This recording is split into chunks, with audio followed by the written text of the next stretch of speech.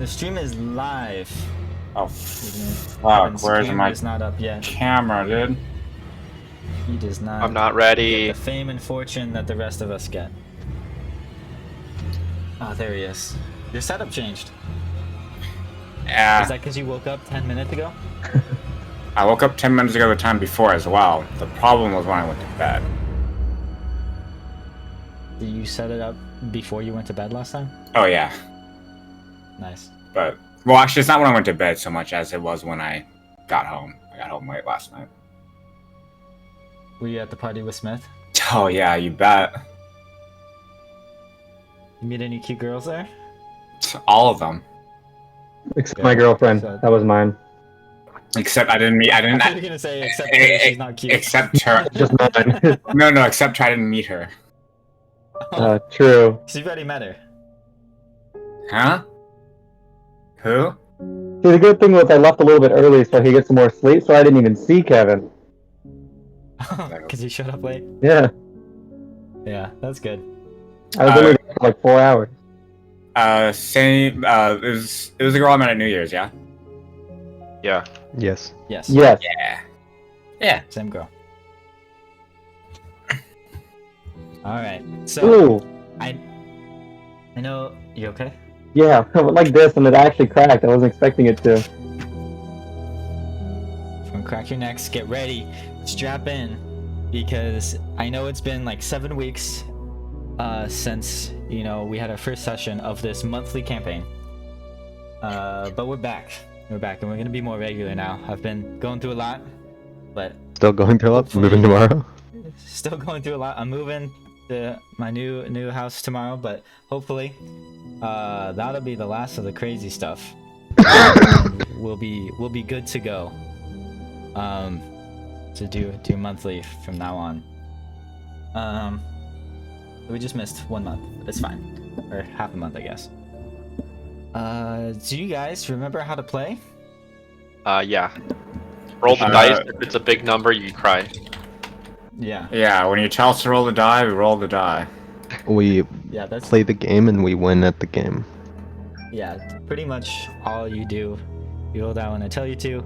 Otherwise, you're just trying to figure stuff out, have fun, and embody your characters, right? That's something I want to emphasize even more in Delta Green than Pathfinder is. This is all super character driven. So let's get involved. Woo. So let's recap for our fan there, the Kelth in chat. Let's go through. And it's so crazy Our that he's characters dedicated to first. both campaigns. The truth. He just loves the What a personality so much. what a Radish Patch enthusiast.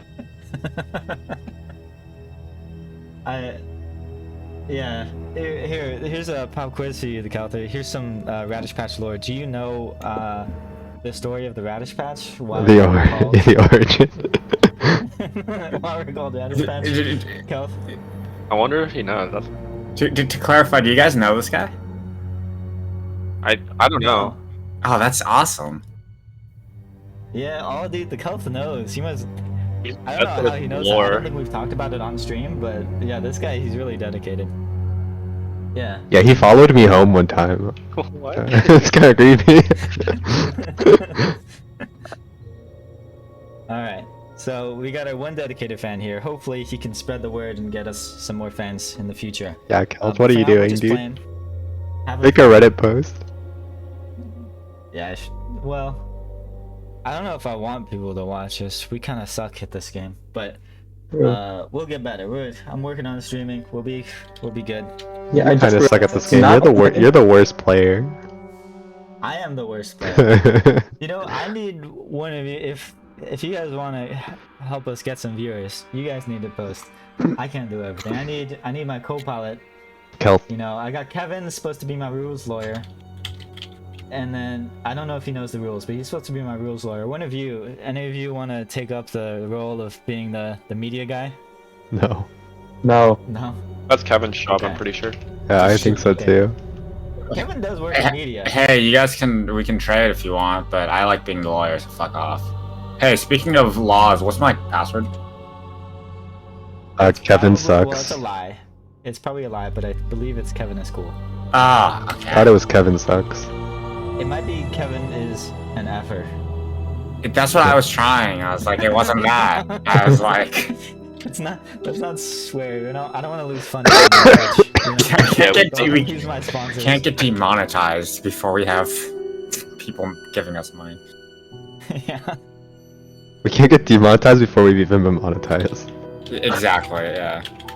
Oh yeah. So your password is not Kevin is a fucker. It's Kevin is cool. Can you fix that? Canceling Merv already. Not going Can down you- to the woke culture. Have you learned to drive since the last Oh session? God, it's Pride Month. That's gonna be terrible for him. I'm pretty sure since the last session, 0 time has passed on screen. Tragedy for Merv. 0 time has passed. Has yes. anyone learned to drive? I don't So- think anyone knows drive. Oh, by the way, is this session 0 or session 1 for my notes? This is session 1. Session 1. All right. Or session 1 or session 2. I meant. But... Yeah. Last session was like 0.5. This is session 1. Okay. I just realized I'm gonna have to remember everybody's first names, last names, and code names, and it's been Ah, 7 weeks. fuck. Yeah, you're right. Don't worry. I have wrote the mine video. down. Don't worry. I wrote it down. I didn't. Someone give me a cheat sheet. Wow, it sucks to be you. Agent Turlock, the name I stole from. Oh right, Lane. mine was super racist, wasn't it? It was like a seer or something. Okay, no. Okay, do you want me to run through it, guys? Yes. Yeah. Okay. Oh, I don't actually have the actual person's name next to it, but it's fine. I know the real names. So I don't exactly. But I think Malcolm will remember his.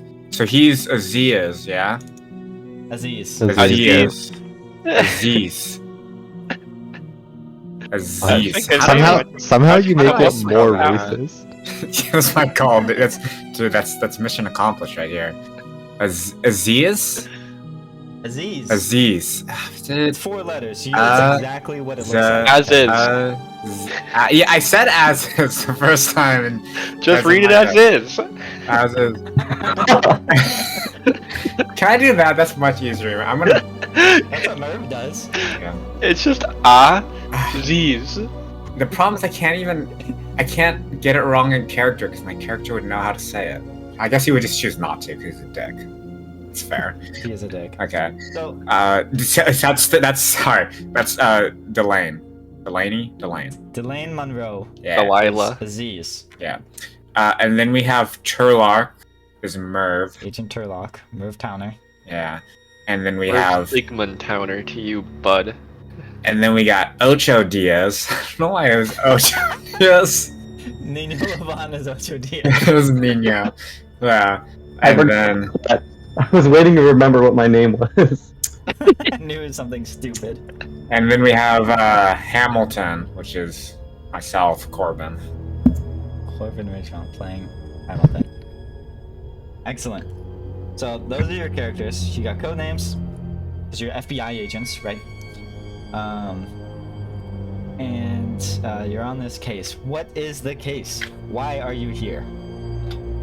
There's some paranormal activities going on that we need to investigate. There's some disappearances of people, and now we've found Delane had found traces of radiation as well.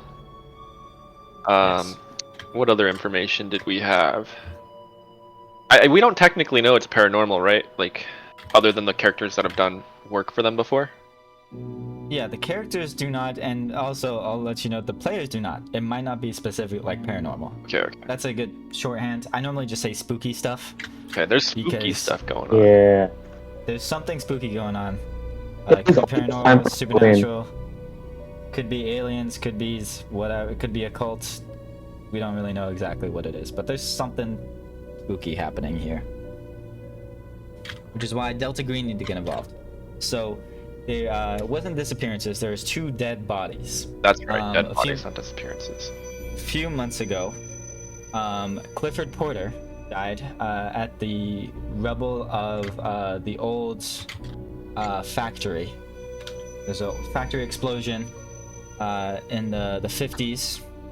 The factory collapsed on itself, killing lots of the men that worked there and the owner of the factory. the CEO. The company lives on now, but the town that it was in, Hellbend, where you are now. Well, actually, you're not in Hellbend at the moment, but you're near Hellbend. There's now only 80 people here. The town's starting to die after the factory exploded. There is Clifford Porter was digging around the rubble, and it looked like at first he was run over by his not an animal. It's a machine, a bobcat. What's the name of an animal? This motherfucker. Oh wait, shit. Yeah, don't swear on my Christian stream. Let me show you all. This is Clifford Porter before he died. He no longer has a face. I ate it. That's You did not weird. eat it. It was destroyed in whatever killed him. I roll for eating his face. The face is not there. You've never seen his face. Well, did a good job then. Unfortunately. You are what you eat, after all. Yeah. I don't know where the image of the bobcat is, but it's basically a machine to dig up the rubble. So he was digging around for something in the ruins of the factory. The initial autopsy from Dr. Abner White. I have an image for him as well. Dr. Abner White. First thoughts that it was a crazy accident. The bobcat malfunctioned and they ran him over. And that's what the sheriff thought as well. The sheriff that found him. A couple months later, however, there was another death. Her name, the woman that died. Sausage fingers. Lucille Mayer. Dr. Abner White's got sausage fingers. He also has 6 fingers. Got 11 fingers. He has gorilla feet for fingers. Yeah. Yeah. Lucille Meyer also died a few months later, which is when the sheriff figured out, hey, maybe there's something else going on. It wasn't just a crazy accident that Cliff died, because Lucille Meyer also was found out in the desert. The deputy Androzy, this handsome man, handsome young feller, found buzzards circling out in the desert. And they found her torn to shreds on the southern end of town, away from the factory. Clifford died at the factory ruins. Lucille Meyer died, on the complete other side of town. But the injuries are the same. So that's when they realized maybe it's the same thing that killed them, and it clearly was not the bobcat. They've already, called animal control. Just kidding. Not an animal. It is a machine. Heavy machinery. They recovered that, and it wasn't an accident. Might have been an accident still, but something else killed these 2 people. So the sheriff called the FBI, and the FBI, got involved, and that's why you guys are here. However, someone in Delta Green, a case in Hellbend triggered an alarm somewhere in Delta Green. Someone knows that there's something going on in Hellbend. And so they wanted to make sure that it wasn't just the FBI get involved. They wanted Delta Green involved in this to investigate, because they think there's something spooky going on. So they brought together you 4, the greatest experts that Delta Green could assemble. They got us Corbin Ridgemont.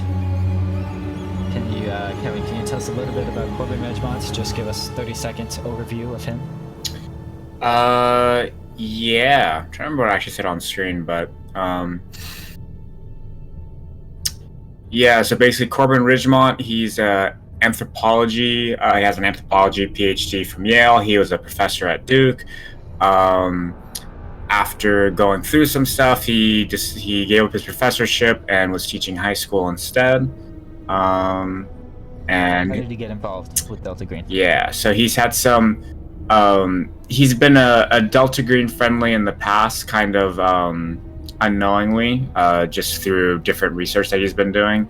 And then what we saw last session was that we had a Delta Green agent that had reached out to him before, sort of came to his school and said, yo, you want to get on this mission.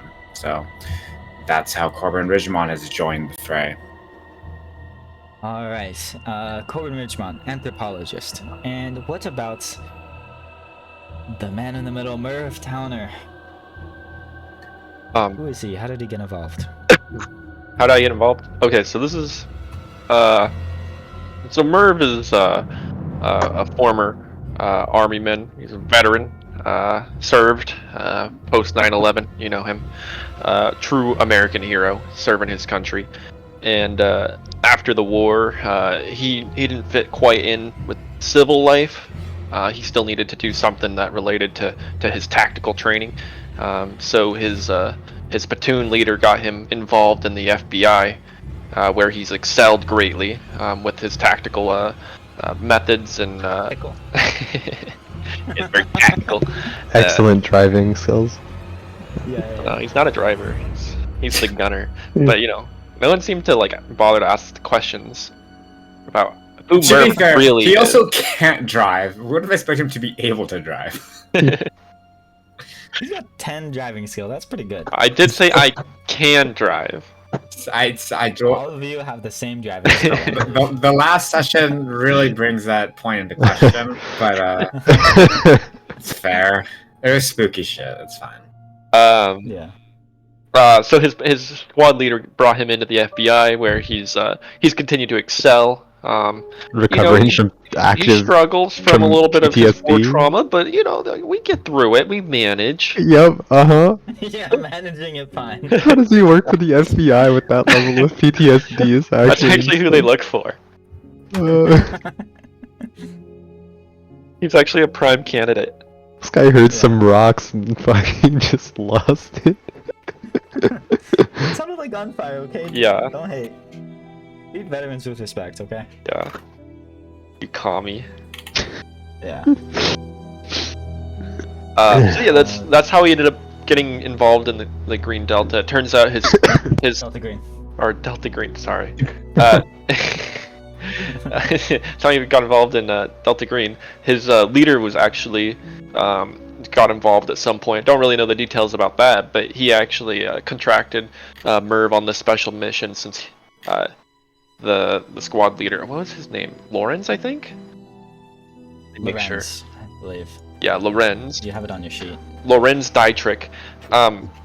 He couldn't actually fulfill this mission, which he normally does. And knowing the that's not him. It's not? That's a Wait, picture that is I have for him. Never mind. Yeah. He looks problematic. My headcanon was different for some reason. He looks like he talks to minors. Kind of does. What does that mean? He's got the Children. he's got that like Anthony Weiner face. He's got like the Boy Scout, like Eagle Scout, fucking leader We'll vibe. probably find a different picture because this is a real person. That makes it scarier, more like. Oh, that's AI generated. It's all, we only use AI generated art. There. So this Yeah, guy that- Lorenz here is normally taking on missions from Delta Green, but he saw the capabilities of Merv, and since he couldn't take on this mission, he had passed it off to Merv, suspecting that he could complete the mission. Excellent. And what about the smartest man alive, Delane Monroe? He knows. Sorry, this was the actual photo. He knows The other one was AI generated. This was the chemicals. photo. Ah, All right. And what? He knows them very well. How did he get involved with Delta Green? On this on this case specifically. He went to Berkeley, and then he had a close friend he met there, and he wanted to stay around with them, and they were going to UCSF, so he stayed in the Bay and took a job at Lawrence Livermore National Lab up the hill, and where he continued his research into chemicals, specifically like a lot of emphasis on biochemistry and the impact of chemicals on people. Excellent. Yeah, and he continues research on that, and then, I mean, obviously that could prove very helpful to a group like Delta Green. Yeah, I know that deals with a lot of things like radiation or different chemical interactions with supernatural things, or Yes. or the government in general, like chemical weaponry and stuff like that. So he kind of contracted with the government on some of his research projects. They're funded by the U.S. government, and that's kind of how he came into contact with Delta Green, and has helped them with a few cases, albeit not too deeply involved, mostly as a consultant for it. Yeah, he's never worked a case, right? He's never, just been consulted. That they send him chemicals and like, hey, test this. Yeah, well, they sent him to the field to interact with the people who were actually investigating the case, but he just kind of like dropped in, helped out, got spooked by a couple things, and then left. Okay. He's never been like assigned to a case. Yeah, he's never been like the, a main investigator on a case until now. Yeah.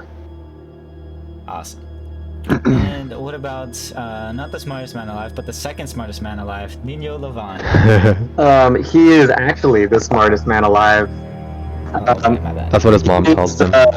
He believes her. lived his entire life in fear of being followed by the men in suits, which has now finally come to be true, partially. He lives near his parents, Maddie and Patty. He lives with his dog, Perrito.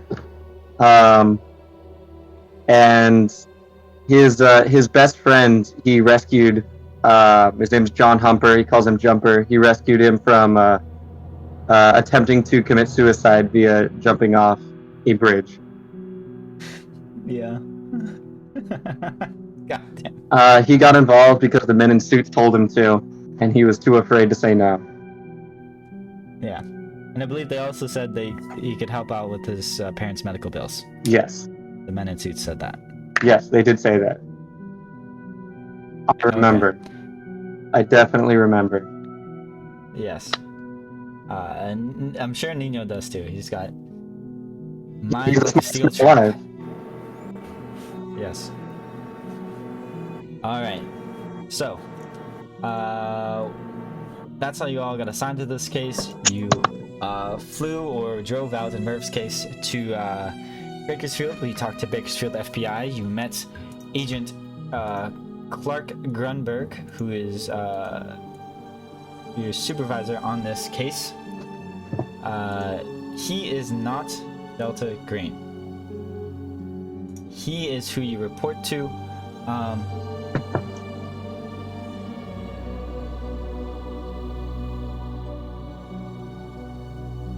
Did I write that?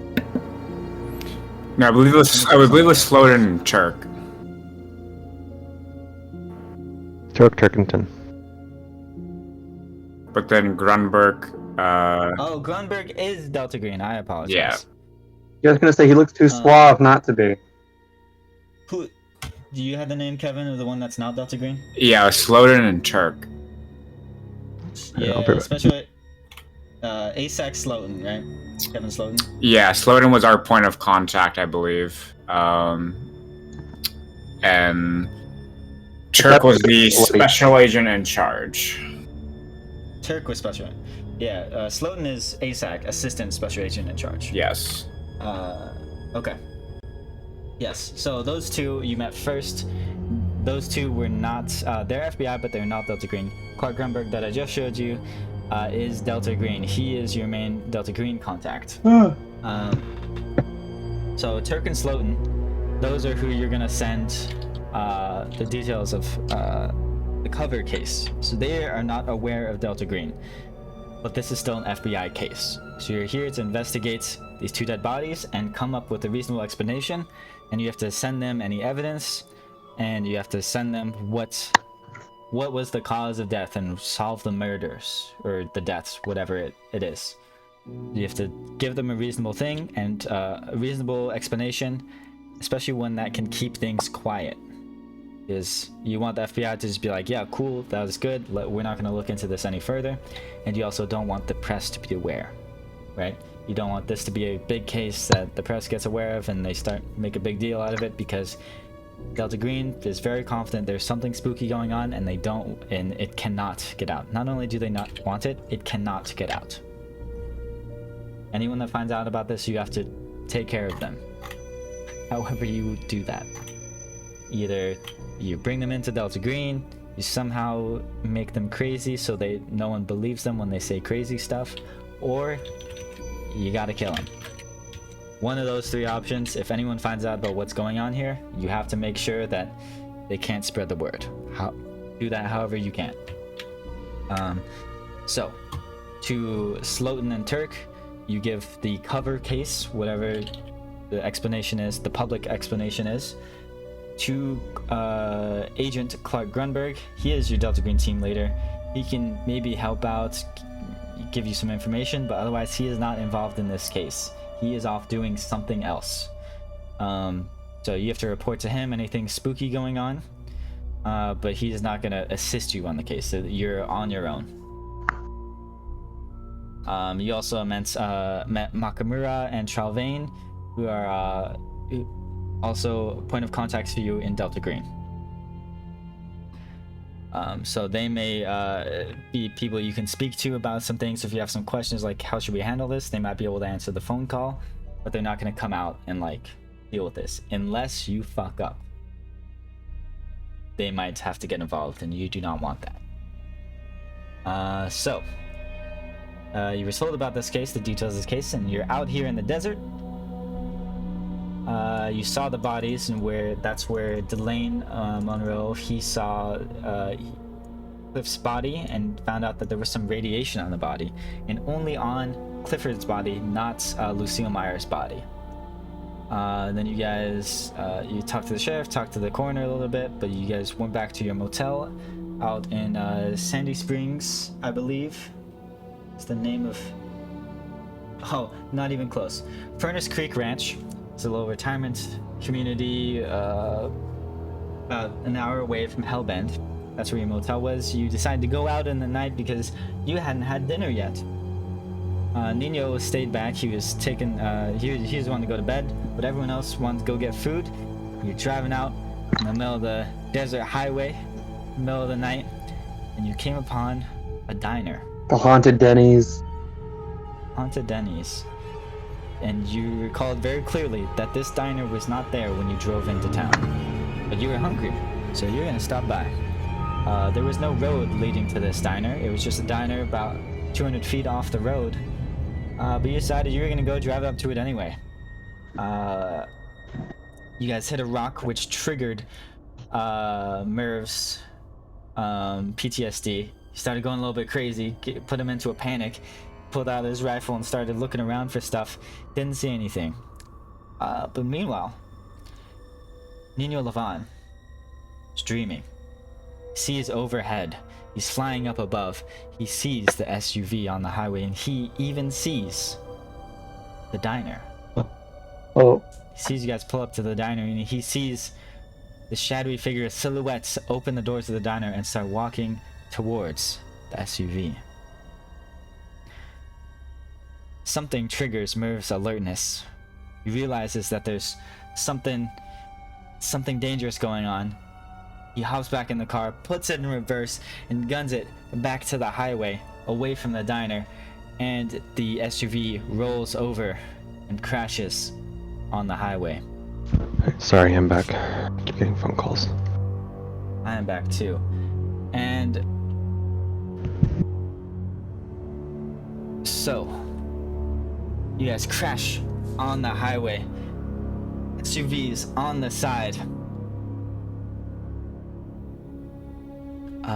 It is currently 11:21 p.m. Put the car in reverse. SUV rolls over. And I believe I already made you guys do the Sandy roll. But what do you do?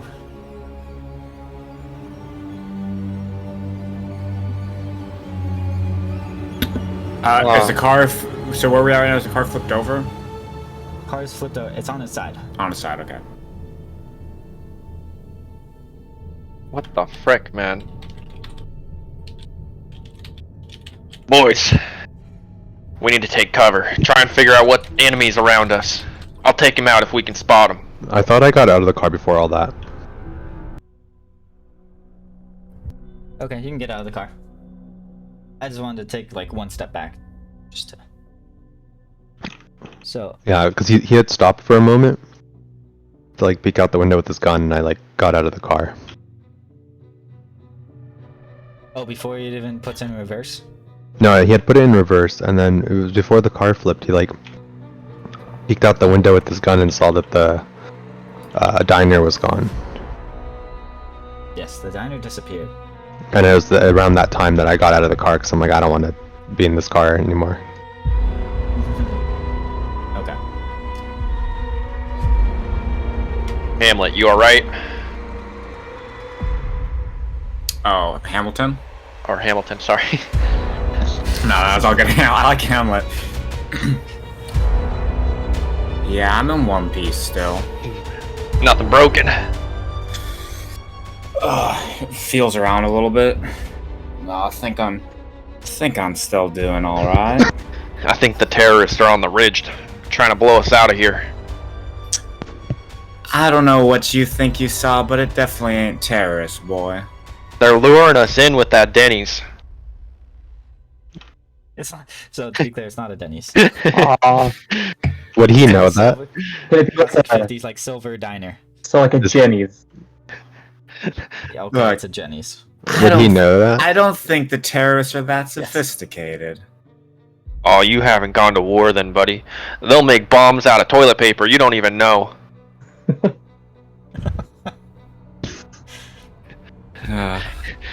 Can't even wipe your cheeks with comfort. Oh my god, I meant to send a Snapchat of this to you guys. I was at my dentist the other day, and I was in the parking lot, and this like really old pickup truck, like really ancient pickup truck, was in the parking lot, and it had a sticker on it, like a military sticker, saying "White America needs you," and it's a soldier pointing at you. Not you. They don't need you, Malik. Sorry, Yeah. they weren't talking to you. They They didn't- don't need him. They're after him. And I'm, Yeah. LinkedIn must work. and I'm like, who makes these stickers? Racist. Oh my god. Racists? I think we call them patriots. Yeah, those are American heroes. Watch your mouth, buddy. Oh no. Oh no. Alright, well anyways, military man Merv. Merv, what's our Turlock. next move over here? Call me Oh, Turlock. Well, it's Can't let my name get out there. to who, the terrorists? The terrorists, they'll track me down. They've Okay. got sophisticated technology. They'll triangulate my location, pinging my phone. Well, Turlock then, what's our next move? Well, let's get out of this car first of all. We'll take cover. Try and spot what's going on. What flipped us over even? They got some hydraulic presses are in the ground or something flipping us. With all due respect, I think you might have a misrepresentation of what's going on right now, but lead the way nonetheless. I kick the door open. No, I don't like do it nicely. I don't like try and open it. I just like yeet. Alright. Yeah, you're pretty strong. You kick it straight out. The whole door of a car. Well, you guys crash, so it's loose. It just pops off like in a cartoon, just goes flying out. You rejected the door. I pull myself up, get myself in a nice squat over the like this, and reach my arm down to pull down Agent Hamilton. Alright. Come on, bud, I'll get you out of there. Alright. Did you take his hand? Oh yeah. Yeah, I could take his sorry, yeah, take his hand. He just And sat then- there in awe of what happened. You might be in a bit of state of shock. I pull him like the force of a gorilla, ripping him straight out of the car, with precision and accuracy, placing him on the other door behind me. Excellent. No need to be so forceful. I can manage myself. Well, we're out. Can you see anybody? If you look around, it's just pitch black. There is the diner that was once there is no longer there. Again, on either side of the road, you can maybe there's enough light from the moon that you can see the outline of the mountains in the distance. Maybe a few like cacti out on the side of the roads, but otherwise there's nothing but you guys and the road. So we don't see Delane. Yeah, I don't know, where's Delane standing? Yeah, at what point did he get out of the car? Like right before he like went crazy and ran away and flipped it. So you jumped out of like a moving car. No, it was when he stopped and stuck his head out the window with his okay. gun. Okay. I got out then, and I was like, what the heck are you doing? And then he drove off and flipped it. So Delane, I don't know, he's standing in the desert right now. He's standing in the dirt. Yeah, I'm kind of just walking over to where the car. Walking towards you. Yeah. I'm Okay, walking so in we that see direction. him walking over. Yeah, he's probably here by now, because you guys flipped and it took you a while to get out. Okay. Yeah. So you see Delane, no one else. Okay. Or Aziz. Aziz. Rather? Yeah. Mm-hmm. Okay, so Corbin turns to him. You still in one piece, boy? One Piece? One Piece? That was addressed to Delane, Aziz. As is. He's having a snack. Yeah. he found some meat on the side of the road. Yeah. I mean, I got out of the car before they flipped. Are you okay? Why'd you get out of the car before it flipped? You didn't trust his driving over there? I mean, I look at him. Does he look like injured or disheveled or anything? Both of them are a little bruised. They might have some scratches and scrapes, but overall they're not too injured. I tell At him. least not visibly. I tell him.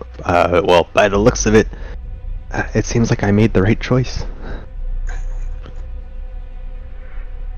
Personally, I think you made a stupid choice. Now, just because it panned out this time doesn't mean it always will.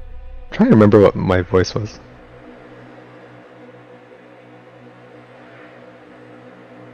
I don't Look. think we can be barely scratching around here for much longer, boys. We need to get some cover. All right, can you flip a car by yourself? I look at his muscles and all.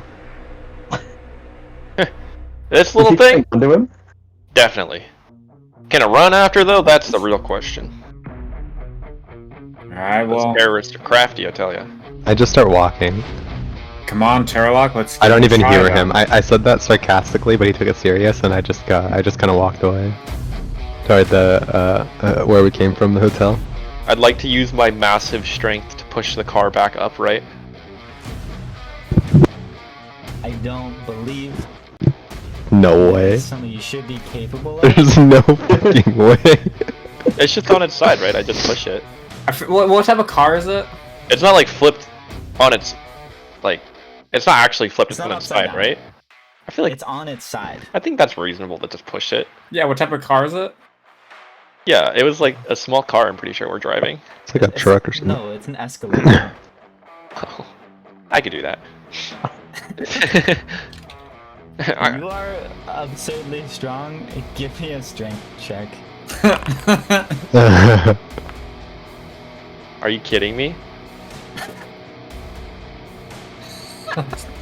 That's such a joke, dude. For some reason, when we play this campaign, we roll like gods, but it's not actually good. That's incredible. I had a Nice. 10% chance of failure.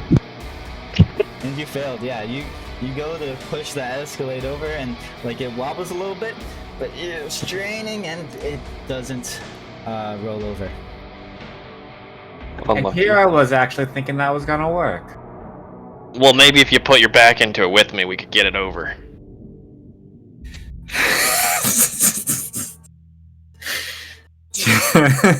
Yeah, can we roll again? No. Dang it. That'd be cool if we could do a combo. We should have done the get-go. Look, I think it's in our best interest to just let bygones be bygones and keep Keaton. on moving. How does aiding work in this game? Aiding? Mm-hmm. And abetting. Because like if he's still pushing the car, and then he tells him that, and then he goes and pushes with him, does he get like a bonus, or is that not how it works in this game? Like would I give him plus think 5 you to his can rule or something, or I guess minus 5 or what? Are you gonna try to aid right now? Do I need to look up the rule? I'm fine with just keep moving on, personally. Because I mean that's what Keith was asking for, right? Yeah, basically. We don't have to do it now. Yeah, but I we should don't know think, we should like, know the he rule. could even aid. If- Just because I don't think he's strong enough to help. If Yeah, there's not a she- rule for it, I have a good idea for what we could do. Because like I just want to know for future situations. Yeah, like- I would say just go ahead, Keith. I think we just keep going. Yeah. I mean, this is something that Kevin's supposed to know, right? Because he's I'm the looking rules it guy. up. Yeah, he's the rules lawyer. Yeah. So what's the rule, Kevin? So I have no fucking idea, dude. If Why are there you isn't looking one it up? on it, I wouldn't mind if we both just rolled and if one of us succeeded. Or something. It's Yeah. like rolling advantage, but you have 2 people rolling instead of just one person, so you don't just take the better person doing it twice. I thought it would just be Yeah. like the person aiding would do a roll on their own check, and if they succeed their own check, then the other person gets a bonus. Yeah, that could also work, like in Pathfinder. Yeah, but I don't know what the I bonus believe- is. I Like believe plus it's 10, similar. like minus 10, minus Probably 5. 10. Was Plus that? 10? Oh, then I just couldn't fail. Yeah, that's probably what it would be, but well, you can still fail because a 100 is always a crit fail, Oh, okay, right. even if but yeah, you guys keep going. I'm gonna look up the rule. Well, doesn't seem like that's moving. Must have got buried in. Terrorists must have put a sinkhole there. Right, so we just about to hike it back in now? I'm like way ahead of you guys. I reckon we can do a little jog. You got everything out of the car you need? I'm gonna just make sure I didn't leave any of my rifles or anything. Yeah, I'm good to go. Let's keep it moving. Alright. I want to make sure I grab all my belongings, like my bag and stuff. Okay. Do you remember what you had in there? I don't think I have You had a it. duffel bag and I am carrying a tactical backpack that is just, it basically just has all my gear in it. it's very tactical though. And then I do have my Glock holstered on my side, and now I'm gonna have to strap my rifle across me, I reckon. Okay. I'm just gonna walk through the desert The armed. rifle. Fuck it. Yeah, I just wanted to be known I'm not leaving anything in the car that was mine. Yeah. Yeah, I took my chemical kit with me when I got out of the car, so I'm fine. You had time to grab it? It was just around my shoulder. I just got out of the car with it. Thank God. It'd be such a shame if you lost your chemical kit. Not the chemicals. Hey Oh, man. no. Chemicals, I Buchanan. just imagine they're all Uh, in little vials. Like Yeah, little that's what it is. It's just like display of vials. It's like a huge box with just a bunch of vials in it. And it feels like the worst thing to take with you in a car. Fucking chemical kit, dude. Yeah, Oh my What if you God. crash? You're gonna make like 8 different kinds of mustard gas if you crash. yeah, they're very like not good chemicals too. Yeah, like, th very thankfully dangerous. you hopped out before I You crashed. got out of the car. Yeah, it was my mistake for assuming that we could just drive to get lunch or something. Why would you go Dinner. to fucking Denny's with your fucking chemical kit, dude? I mean, you never know when you might need to make a spice or Jenny's. a poison or something, you know? Yeah, Jenny's. Yeah. Okay, so let's hike it in. Okay, Okay, so you guys are gonna hike it back to the motel? Fucking, do you want to head towards the road?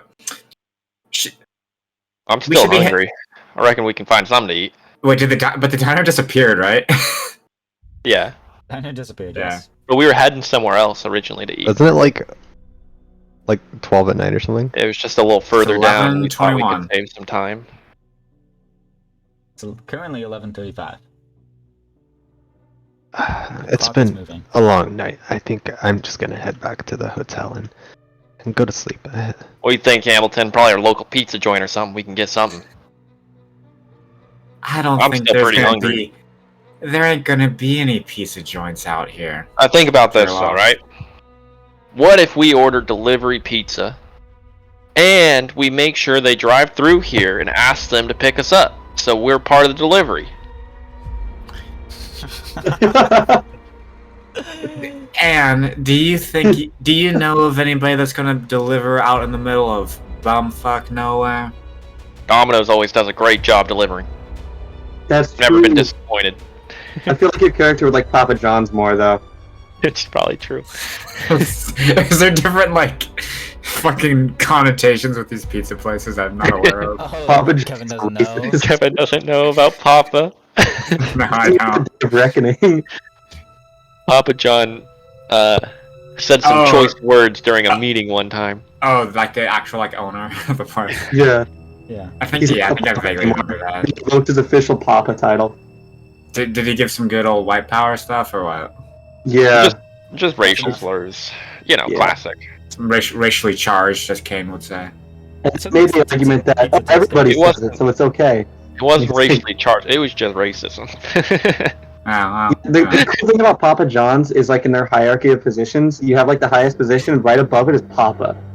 So Yeah. that was his position, but he got knocked out. I think he doesn't have any equity in the business anymore He's Big Papa. since he got Just the say Papa the N title word revoked. one time, and all of a sudden you can't be a papa anymore. was that what he put on LinkedIn or on the dating apps? His Big Papa, Big Papa- Papa, Papa Big John. Papa John's. Papa John. He Yeah, was probably. Papa John.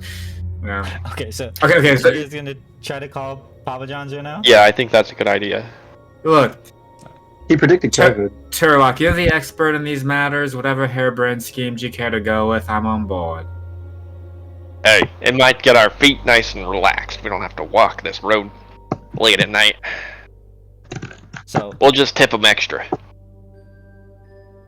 you guys do know Nino is back at the motel. We do know that. I don't. But he doesn't have a car. I don't fucking trust Nino. For He does have a shit. Toyota Corolla. You don't have it with you, Is though. it here? We left both No, our cars it's at not. Yeah. the FBI place. I keep the Corolla in my And, pocket. But you could try calling him, and you do have like your FBI contacts. I was I about don't to know say, if we they'd are be able to FBI. help They you. might be able to pick us up. I don't know if they'd be able to help you right now because they're kind of far. You might be able to walk back before they get here. We ain't fucking calling the RFBI contacts about a car we flipped over ourselves because. We didn't flip it No over reason. ourselves, but there's a hostile threat out there.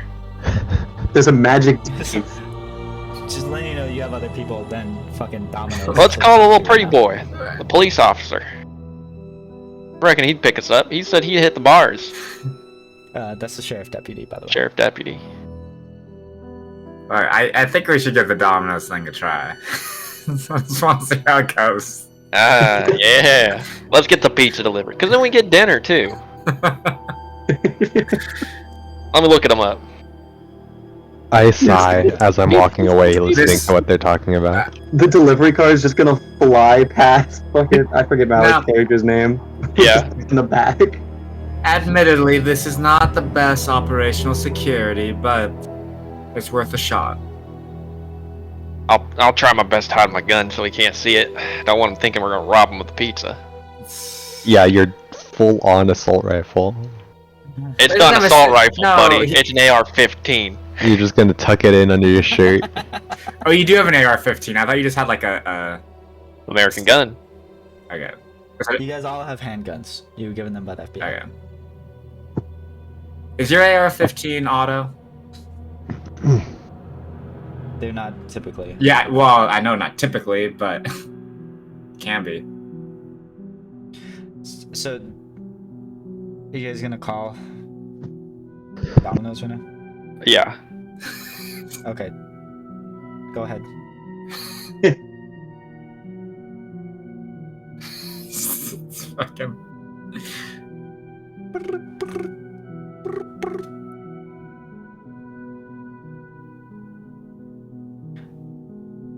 Hi, this is Domino's. Our normal business hours are 8 a.m. to 9 p.m. If you'd Oh, like to you're make kidding delivery- me. And Ain't no way. Domino's at my place stays open until midnight on the weekdays, 1 o'clock on the weekends. That's ridiculous. I just googled it. It's from Stan, and it's their takeouts at 12:45 a.m. Now, Mm-hmm. I know in the middle of nowhere, but I'm just putting it out there. Mm-hmm. That's what I'm saying.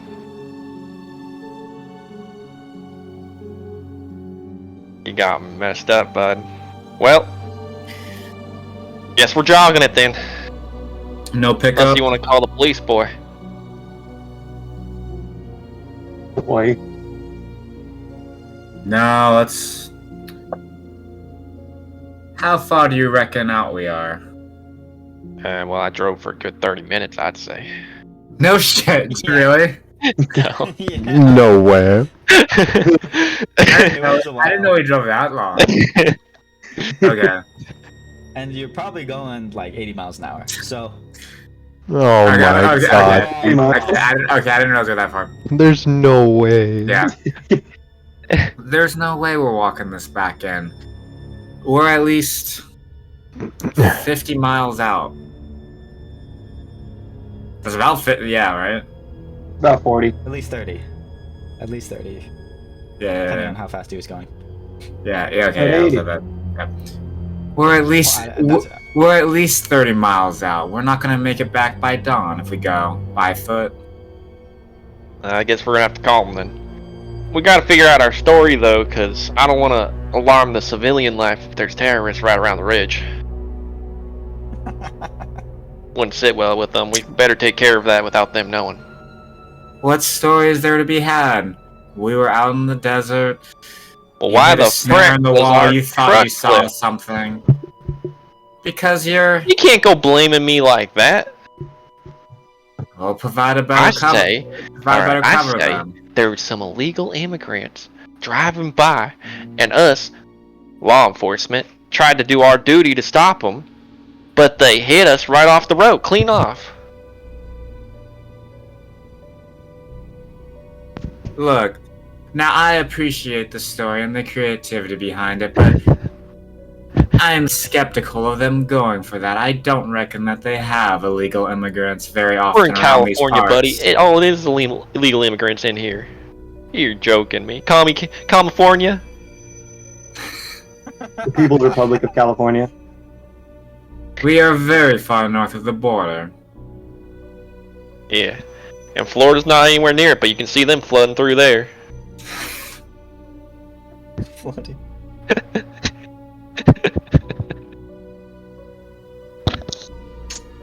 Trying to go. So what is this? Is someone gonna try to call the deputy? Or are you just gonna keep walking?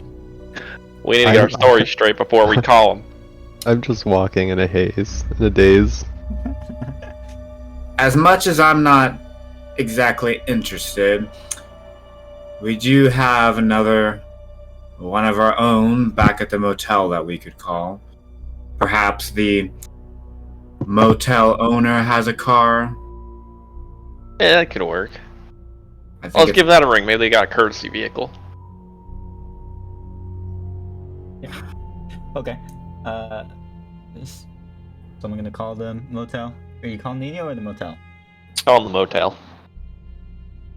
I'm calling the more reliable one. Okay. Hello. Hey, partner. How you doing? Oh, you the guys that just checked in? Yeah. Funny story, actually. Our car got in a little bit of a wreck. You think you can send somebody our way to pick us up for the night? We'll take care of it in the morning, but like right now we just need to get back to bed. A little bumped. I'm the only one working. I'm the only one that works here actually. I'm not allowed to leave. What about our buddy? You wake him up? I guess I can knock on the door. Yeah, don't be nice about it either. Make sure he gets up. Okay, and then he'll go pick you up. Yeah, if you got something that he could drive, I reckon he could. I don't have a car. How'd you get to work, partner? I live here. You live at work? It's a motel. Alright, well, yeah, how do you eat food? You didn't have anything. Well, I got my bag of Who knows? rifles. Just... Okay. Well, can you send somebody to get us? This is the restaurant at the resort. Can you send somebody to get us? Yeah, I can wake your buddy up. Okay. Well, if he doesn't got a vehicle, he's not gonna be any help to us. I don't think anyone's awake. This is a retirement community. Well, you know I what? don't Wake even him know if up. most of these Wake him people can up. drive. Wake him up. Oh, okay. Yeah, get him on the phone. On the. Okay. Give me a minute. All right, you got 1 minute, partner. I'm counting the seconds. He sets the phone down to hear little footsteps. Is Nino? No, Nino is awake. Yeah, he's rocking back and forth in the fetal position in his bed. And he knows exactly the situation we're in without the phone Exactly. call having to tell them. Yeah. He saw exactly what happened to us. He knows that we're stranded in the desert and he has chosen to do nothing about it, and I doubt this phone call will make a difference. Hello? Someone there? Hello? Something. Hello? Is someone there? Hey, dude. Yeah? Your buddy's called. Where are you? I'm outside. Oh, okay, okay.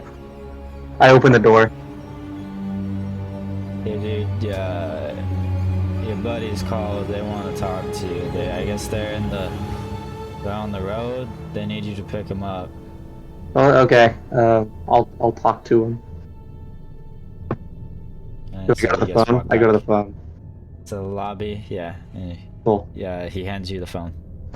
Hello? Oh, hey, Ocho Diaz. Dude, you won't believe it. I had the craziest dream that I was watching this car, and then there was like this ghost Denny's looking place, and then there was this weird figure coming towards the car, and then the car just like exploded or something. That's a crazy dream. So funny story. That happened to us. I don't know about this ghost figure. I don't know what that's about. But the terrorists, I think, were out trying to gun us. Maybe that's what you saw. Anyway, we're out here stranded in the desert. Oh wait, quick question. Why did Ridgemont let Corbin do the phone call? Ridgemont, like Corbin Ridgemont's the same person. Oh, Merv. Merv. Yeah, why did Corbin let Merv do the phone call? Yeah. She's the expert. He's just kind of over it right now. She's doing fine. Or are you asking that in character or no? No. Okay, no, he's doing fine. Hey, Ocho, you still there? I'm still here. Okay, well, you reckon you can steal a car? Your car? Just like I can commandeer it. drive one. Can you commandeer one just to come pick us up? If I have the keys. Just flash your FBI badge or something. Tell them you need this for official business to keep the neighborhood safe. I do it all the guess I could time. try. They don't mind, really, as long as it comes Okay. back in most of the pieces. Okay, I'll try. All right, Oh, make sure you do no. it. Give me a ring after you're done, okay? I'll Okay, tell you we'll where do we it. are. I'll call you before I start driving because I can't call you while I'm driving. That's illegal. We don't have a badge. All right, that sounds great, Oach. I'll be here. All right. Oh, well, there's no badge. What are you talking about? Pretty sure we were given You guys, badges. you guys do have badges. All right, boys. I think we're gonna be stranded out here for a while. All right. I don't go think to the Ocho's nearest gonna house come. to the hotel. I've been walking this whole time, by the way. I just want that to be clear. Like, from when he tried to flip back the car. Before that, I've been walking. Oh, yippee yay! So instead of taking 20 hours to get back, it'll take you 19. 19 Yep. hours and 50 minutes. And I wanted it to be clear that it started. I feel like the only thing to be clear from that is when the fucking dingoes come out after you. You won't be able to defend Dingoes. yourself. Lots of dingoes. The dingoes are gonna come out for you. More Scottish.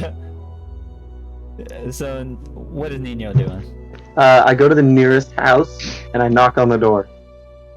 There's no houses. It's It's a retirement. it's area, a you retirement said. community. I go to the nearest Yeah. retired person's place and knock on the door. Yeah, my Okay. mental model was the motel was kind of like isolated by itself. It's actually near like other things. Yeah, there's a motel, and then there's like a spa. There's like a golf. Oh, okay. He's gonna end up at the golf cart driving out to us. Why did we critically fail the driving roll, dude? It's really easy. Like, just a regular failure would have been fine, but we critically failed and flipped a car, and now we're so fucked for like 3 sessions of walking. It's fine. Stop being such a baby. We're gonna, Fine. we're gonna do all of Delta Green in real time. Oh boy. I mean, Yeah, look on the bright side though, like, eventually the sun will come up and Domino's will open. That's true. Yeah. So we don't even have to be walking for that long, we just have to walk long enough that the delivery fee isn't that bad. I'm just saying. This Domino's is not in town, by the way. There's no Domino's here. The Well, then new you just Domino's kill is the 2 hours driver away. and bury him in the desert. If we're able to get ourselves out of our own failures that we've caused, it'll be no problem killing off a couple of like spooky demons. Plural? Hour? Plural? Yeah. Hey, dude, you went along with it and didn't. You're the fix one who it, wanted so- me to drive. I told you I can, but I shouldn't. He didn't say that. He did not say that. He's like, yeah, yeah, I could do it. I can. Didn't say that I should. I just said that I could. You never said that you shouldn't. Well, that's on you for not figuring that out, smart boy. Should have known that I had several DUIs. Oh, oh no. He does have a point. Oh no. All I'm this gonna brain, go but to you the can't golf even think club one thought. and see if I can get a golf cart. Yeah, what are those called? Wait, how Not a golf club. Can they go? How much fuel do they have? Country club. Country club. At the country club. How much fuel do golf carts have? Like, Well, how you far see, can they go? a lot of them are electric. Yeah, they're electric typically. Okay, yeah. so if I take a golf cart out there, is it gonna die by the time I Yeah. get to them? Yeah, almost certain. Alright, might be able to reach I 'em. just go for the golf cart. Well, it might get to us, it just won't get us back. Yeah, yeah. Put us all in one place. I choose.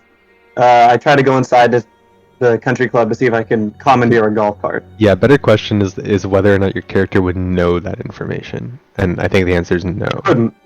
But He absolutely surely, wouldn't. but surely somebody has a car in this community. Yeah. Well, There are- I there are heard cars. country club. I was like, golf carts. Okay. No, have you Nobody seen uses those. have you seen the calves of the people in this community? No one drives. Everyone just walks the highway. So I go to the country club. Well, a lot of these people live here. There's the people that work the country club and like the cafe and stuff. They come from, other areas and they work the retirement home. The motel owner, he lives. The motel owner and this guy live at the motel. Mm. They don't have a car. They just hang out. Why didn't you wake up the motel owner? He might have a car. We did. I did. Or I guess not called the him. owner, No. but No, that was the It's worker. the kid. Yeah. The kid that works Isn't there only one guy working there right now? Yeah. right now. Yeah, but the motel owner lives there. Just go to his room and be like, hey. Anyways, I go to the country Okay. club to commandeer a golf cart. Okay, how do you... So you come up on this big resort. You know, imagine, you know, like the Navy Country Club, right? You see, you know, you can see the golf course out back. You walk up and there's this nice, big, like, ornate doors. They got, like, big archway leading up to it. Ooh.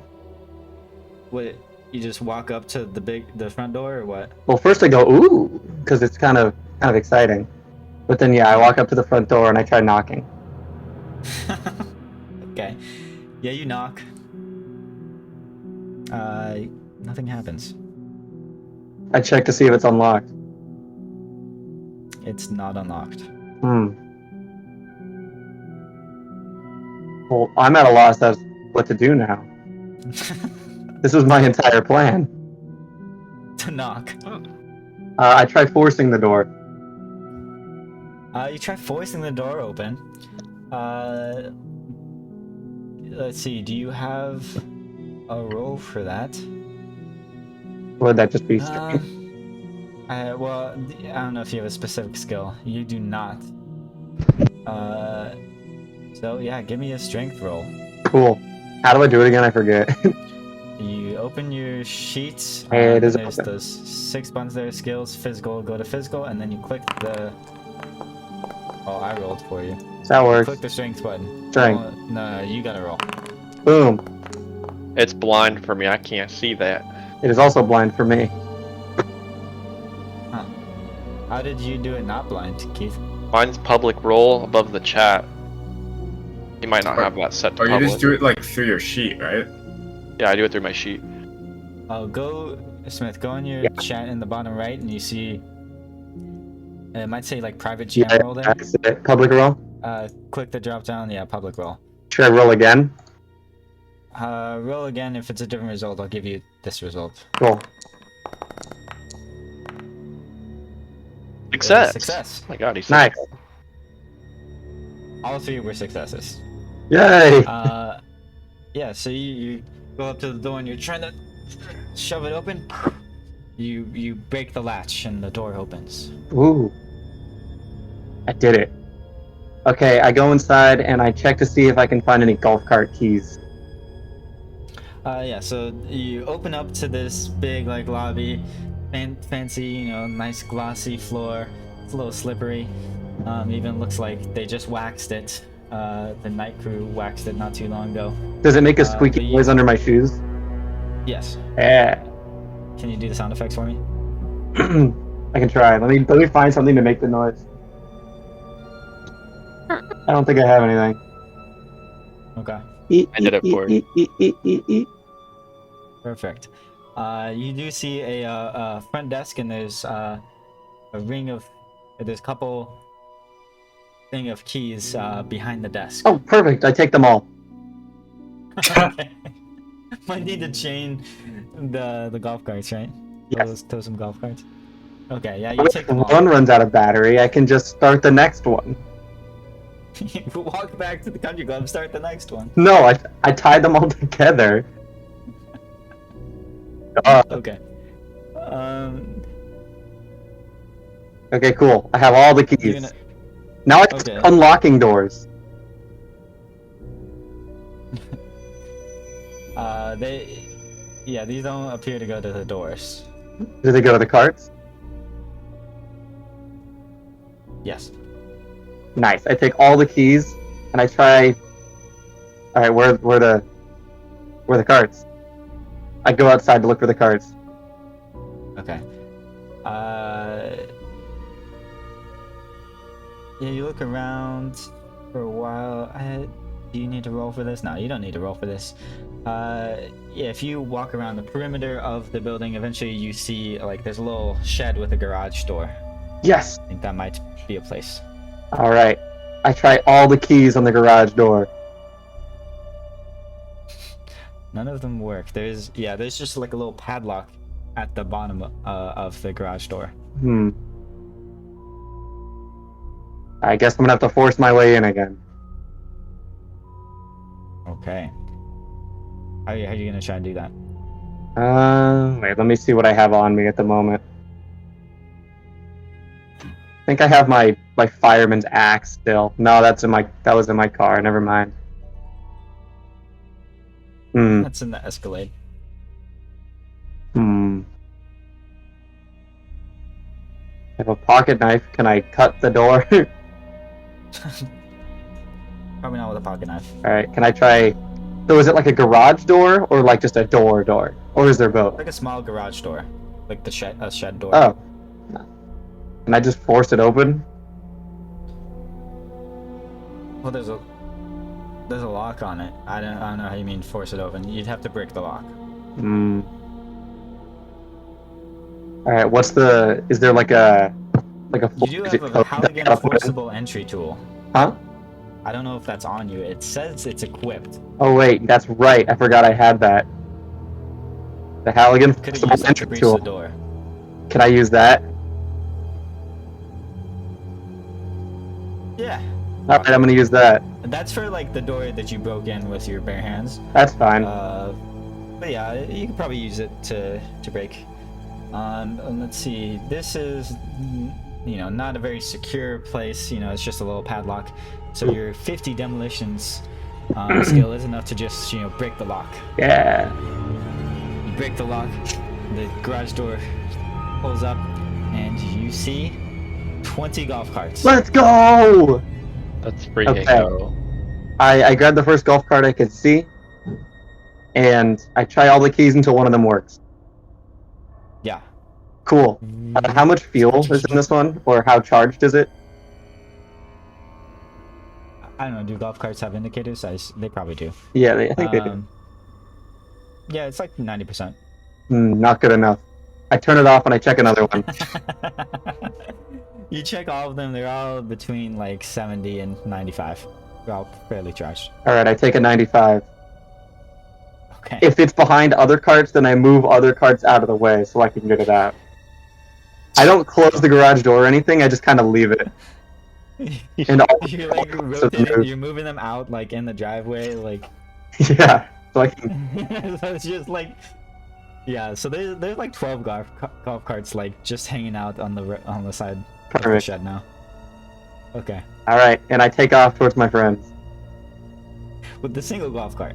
Yeah, at a whopping like 20 miles an hour max speed. Alright. Are you booking it? I am going as fast as I can go on a 20 mile an hour golf cart. Golf cart? That should only take me like an hour and a half to get to them. Most golf carts top out at 15 miles an hour. That should only take me like 2.5 hours to get to them. Yeah, do you know where they are?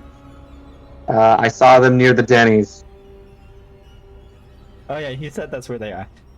So you're gonna drive on the road until you find a Denny's. Yes. Oh boy. Okay. It's only one road, right? I hope he goes the right way. Yeah, the Furnace Creek Ranch is at the end of the road. Oh, perfect. There's only one Only one road. way. I go there. Okay. Yeah, you go down the road. Let's go. Let me look. How long do golf cart batteries? They probably last for like 4 hours or so, I'd say. 2 to 5 years. Okay, that's not what I wanted. We can just drive everywhere. Dang, this is our vehicle from now on. Dang, boys. It's the way to go. 20 to 40 years. This is not what I wanted. Just ask how many miles it goes. You want the range. 8 to 10 miles. No way, that's right. Because Oh, courses are so much longer than that. courses are bigger than that. Yeah. That doesn't make any sense. Okay, 30 miles. It depends on what type of battery it has. Get to my friends. Yeah. Okay, so they go like at most I'm saying like 50 miles. I see Okay. 100 for a lithium battery. This place would not have like new golf carts. They would not. They probably wouldn't have lithium batteries. So I'll say there's a decent chance he can get close to us or to us, but we're not getting back. yeah. So, he's driving along the road. You on the highway in the middle of the night. It is. In my dreams. What if I critically fail my driving roll and just tip the golf cart over? You don't need a roll to drive just casually. It's only for maneuvering. Yeah. So Thank God. it is not. We It's are our now time. about like 1:30 a.m. You guys been walking for an hour and a half. Nino notably did not call you. He said he would give you a ring. But he's just I just driving noticed along. that. Did you try to call him? I don't have his personal number. Okay. And Aziz is like, You guys all have cell phones. by the and way. Aziz like We- 5 minutes ahead of us. So did he walk? yeah. This fucking Yeah, he is. okay. So eventually you see Delane Monroe just walking. And Delane, you see just a little Hi! golf cart lights. Hi! Hello. What? Did you come to get us in a golf cart? No, I came to get Merv, but I can get you too. I'm gonna keep walking Okay. What that piece of shit. because I obviously realized that the golf cart is not gonna get. It must be out of charge. Dude, I'm telling you, man, not sticking together is gonna screw you over at some point. No. This is Delta Green. Split up. That would never happen Yeah. in the game where the Malik rule is never gives never up on his split own. up. Is anything like haunted happening right now, or is it just like pitch black and? Yeah. It's just pitch black. You're just walking in the desert. Okay. Slowly. Alright, I'm still driving. Yeah, I recognize that car is not gonna make it back, so I just keep walking. Like I doubted it'll even make it the whatever the 2 miles I've walked so far. You're only 5 Yeah. It's like half a mile. Well, Yeah. So you, the two of you, there. I ask him how Merv much and- charge is left on it. Enough. Oh wait, I already left. You can't talk to me. Okay. Unless you yell at me. In which case I can drive back to you and then keep going. Do you yell, Malik? Yeah, I just yell at him. I ignore him and I keep You driving. probably need more. I yell at him. You Based. probably don't have enough charge. I keep driving. I can't deal with that kind of negativity right now. Yeah, you guys see a golf cart off in the distance pulling up to you, and you see the lights start to flicker. And Nino, the golf cart, it stops Well, about 100 feet in front of Merv and Corbin. Hi guys. you're You kidding forgot me, to call. right? You took I'm a here. golf. You took a golf cart. Well, it was the only cars available. it ain't a car, bud. It's in the name. It's just car with a T at the end. Yeah, but they're not even street legal. Question for Keaton: I don't think being street legal has stopped you before, Merv. if we took the car battery, could we use it to? No, you cannot take the car battery out of a fucking Escalade and put it on a golf cart. Why So, not? do you wanna? But before, okay. Could we use it to You know what, charge the an hour and a golf half cart? back Can we to jump the it? battery, and then an hour and a half back to the cart. Do you know how? Okay. I know how How- batteries work. You could jump it. How, you science guys. How long would it take to charge a golf cart? Not long if you just swap the battery. Like I don't know, maybe 8 hours. You can't just swap the battery. It would not fit. It doesn't need to fit. It just needs to. It just needs to get plugged in. Yeah, to be fair, like it could work, right? Well, I think it would, and it would How juice do the motor. Like it would probably go faster. Where are you gonna? You can just pull a battery out. I know. You could just hold the battery. Yeah. Someone can just Yeah, you stand on the guys hood. Hold the battery. Yeah, Ocho will hold it. Okay. Yeah, you guys can try, but you're also now like 4 or 5 miles away from the car. Yeah, the question is reasonably. Would I you have haven't taken the walked batteries? away. What do you mean? You haven't walked away? No. Corbin and I never It's been an started hour and a walking. half. No, I think reasonably we would have been walking down the road. So to I me, the think question is reasonably just I would have waited. at the car. Yeah. What, you think I'm gonna just walk wide out in the open with the terrorists around? No way, bud. Ain't no way. Okay. The Yeah. terrorist So you guys is are on in the the car. car. Wouldn't you want to try to get away from it? Well, it's the only cover I got. Well, now that he has another strong person with him, maybe you could try flipping the car together. Yeah, that was the next thing I was gonna get to, actually. Let's do it. So there is no aiding. There is no AIDS. There's no aids. What a world that would be. Yeah, what a world to live in. I'm also assuming that Pride generally Month you is can't over. just like re-roll things, you know. But now there's 2 muscle men. Have you seen my picture? I'm huge. True. Which begs the question, since there's no aiding, So does just one of them have to succeed then? Do they both roll and one of them succeeds? no, we just use the highest skill. Mm. So there's really no Which point in would doing be- things together. There'd just be me again. Yeah, if you're all searching a room, it's whoever has the highest. Huh. It's kind of Alright, well, you could just say you try and flip it together and you both roll and just see So what happens. I do feel like reasonably he could make a roll for it himself now, right? Yeah, Nino can try. Yeah. Alright, I tried lifting the car. I'll aid him. Please, for the love of God, guys. Alright, but don't lift, push. But to clarify, what's your strength at? His strength is 80. Okay. So not as good as Mine 95 or 90. Is 90. But Those are my strengths Very and good. charisma. See, do you have any skill, craft mechanic and craft electrician? I don't know if that does anything for you. You could fix up the golf cart. No, yeah, it's just gonna be strength. Alright, Try it out. here we go. Public roll? Yep. Alright, give me a sec. Bum, bum, bum, bum, bum. I hope we don't get it. Actually, it'll be funny. Okay. Nice. Success. Yeah, with the help of Merv, you guys. And the car goes. And you roll it over. It is now upright. Right on, There you brother. go. It's shattered. It's missing a door. How about It's that? pretty beat up.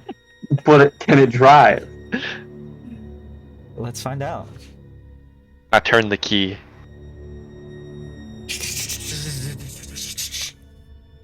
Looks like we need to bump start it.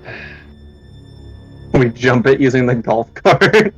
No, we'll just bump start it. We'll pop it in neutral, we'll give it a push, and we'll bump start it. Alright. You ever bump start before, Ocho? No, I don't even know what that means. Yeah, I don't know either. Alright, well, you and I, we're gonna get behind it, and we're gonna push. So, to be clear, Nino has a 50 in drive, and he has a 40 in mechanic. What the heck? This kid knows how to drive? Drive the fire truck! Yeah. Oh yeah, you forgot you're the truck Man, it driver. would have been really helpful if you didn't just choose to go to sleep. I was tired! Hey, he's still coming in clutch here, so it's fine. Yeah, I was in a goddamn car! He made it. It's fine. You know how to bump start it. Cope. Is this about for them to change their opinions on me? We found something he's good at. So you guys try to bump start it, and he's pushing along. I don't know, is Merv in the driver's seat? No, I'm pushing. We need the muscle man Pushing. pushing the car. Yeah, so I'm Muscleman driving right now. You're driving? Yeah. Okay. You guys gonna try to start it? Yeah. Let's do it. All right, let's go, boys. Give it a nice.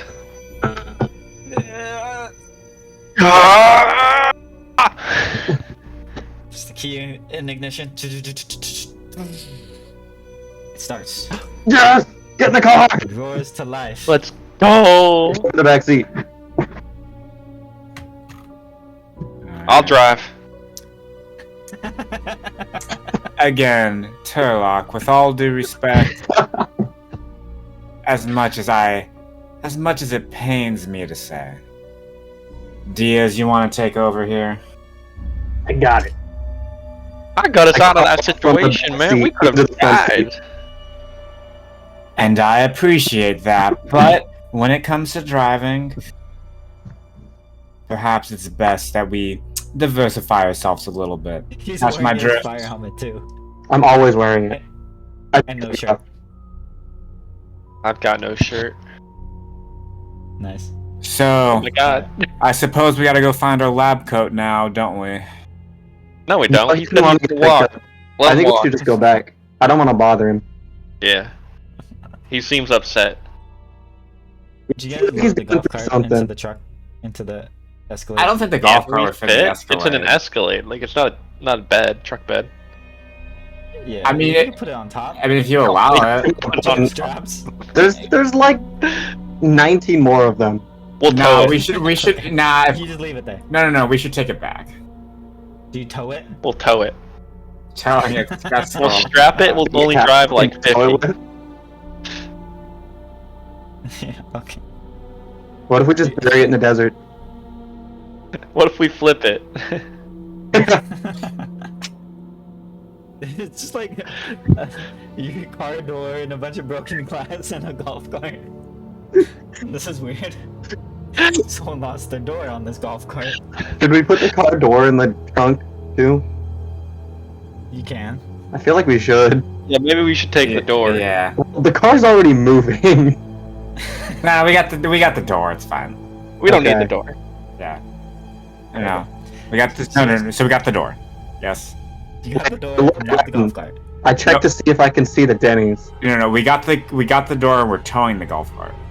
You're towing the golf cart. Can I Okay. see the Denny's? Yeah, you strap it in. You do not see the Jennies. Guys, wasn't there a Denny's over here? No, it's a Jenny's, but Oh, I my don't bad. know. Got blown up or something. Yeah, about that. Crazy. I don't know what happened. I looked outside and it was gone. I wouldn't say blown up so much as it just ceased existing. Okay, let's not be Strange though that ridiculous. may be. Alright. It's not a matter of being ridiculous, it's a matter of believing your own two eyes. And I know what I saw. I saw it there clear as day, and the next moment it's gone. What else do you want me to say? It's what happened. Okay. That's just Okay. ridiculous. Things just don't disappear. I'm pretty sure them terrorists Yeah, got it. I'm with him on this one. I've never seen a disappearing Denny's. I think it just closed because it was so late, you know? You can't talk to us. Are here on you the yelling from a half mile away? And nor have I ever seen a disappearing restaurant before, but we Okay. are in a... Have you seen a building explode before? I have. I think that's a little more likely. I've seen a couple buildings that blown up. The building did not explode. Be Well, then where's the reasonable. building? If the building exploded, you would be seeing debris. There's Pieces chunks somewhere. car! And glass! From the car. Not Well, from how the did the building. car get blown up? The car good didn't get question. blown up, it got turned... The terrorists shot at us. Let's just head... Look. Listen. Let's find our little lab coat on the road here. He can't be that far. Pick him up, drop the golf cart back. Good as new. No harm, no foul. It's as if nothing happened. Pretty sure he wanted to walk. I think he wanted to walk too. That's what he said. I asked him if he wanted to ride. He said no. Look. That's true. Whiny and scrawny though he may be, we can't leave him behind. As- We definitely That's could. true. One for all Okay. and all for one. We are a team. Heard that Like from it the or show, not. Correct. So, he is driving along, and I need a roll Okay. from Elaine Monroe. Give me an alertness roll. Am I gonna run him over?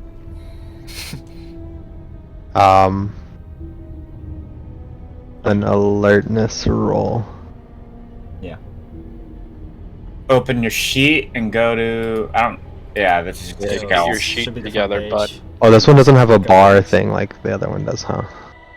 Yeah, you just click alertness. Okay.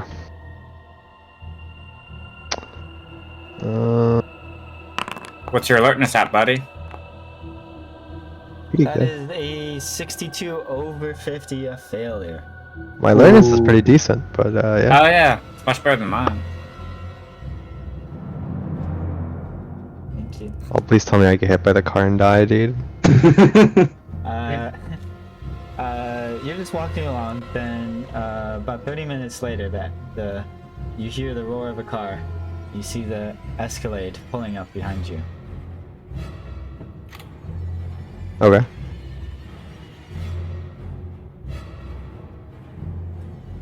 I'm like super tired and out of it it's and the- haunted, and I'm the just three like, of your friends. yeah, not paying attention. I'm like we super out see- of it.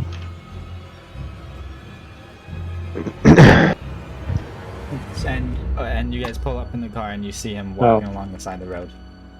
Get in, nerd. I sigh and I get in. Okay. All right.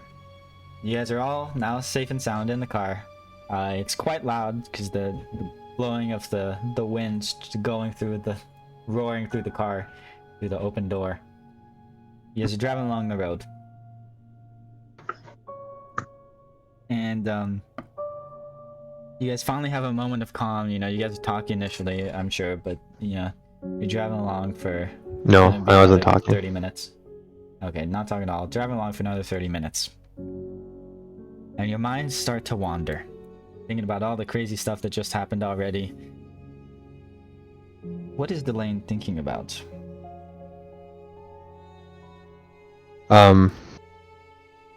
How he wished he had just gone to pizza with his friend before this all started. Could have got pizza with us. You didn't want to call Domino's with us, though. So, I'd like to do the home scenes Okay. right now. Are any of you... It sounded like most of you were doing flashbacks. Are any of you going to be talking to anyone? Or are you going to wait to get back to the motel? Yeah, I was gonna do something current actually. So yeah, I'll wait to get back to the motel. Yeah, I- mine's I have gonna a be short a story. dream, so mine's gonna be when we get back, kind of go to bed. Okay. I have a short story, personally. Good, thank you. So you guys drive back. You finally reach the motel. It's been, you know, it's like 2:03 a.m. now. You pull up, you got your door keys. You each go into your rooms, and you pass out. We gotta, Kevin, were you gonna do it now, like before you go to sleep? What time is it? 2 a.m. Makes more sense for me to do it in the morning when we get up, as long as that works. That's fine. Okay. Alright. Blaine Monroe. You go get to your room, you hop into bed, you just pass out. You're exhausted from a long day and crazy shit happening. Yep.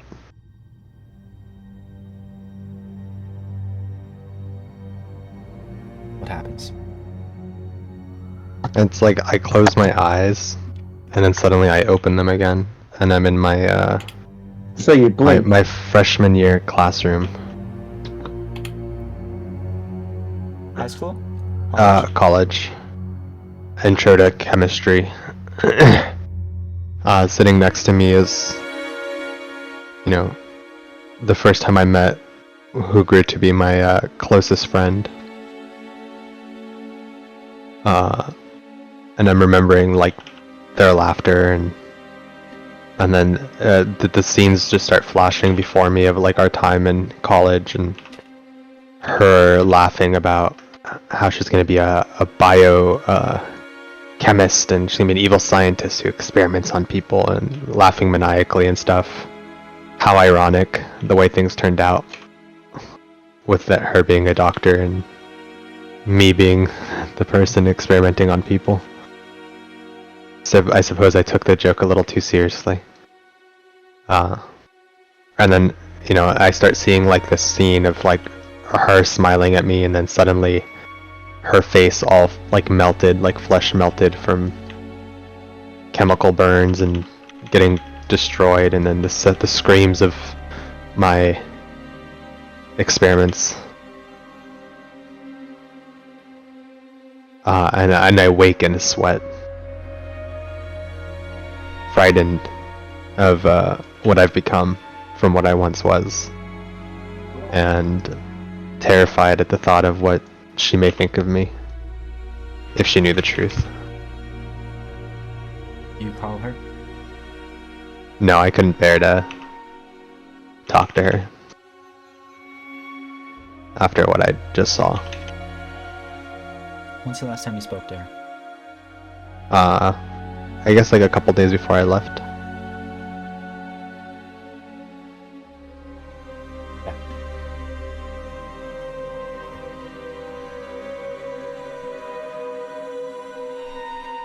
Is she expecting you to call?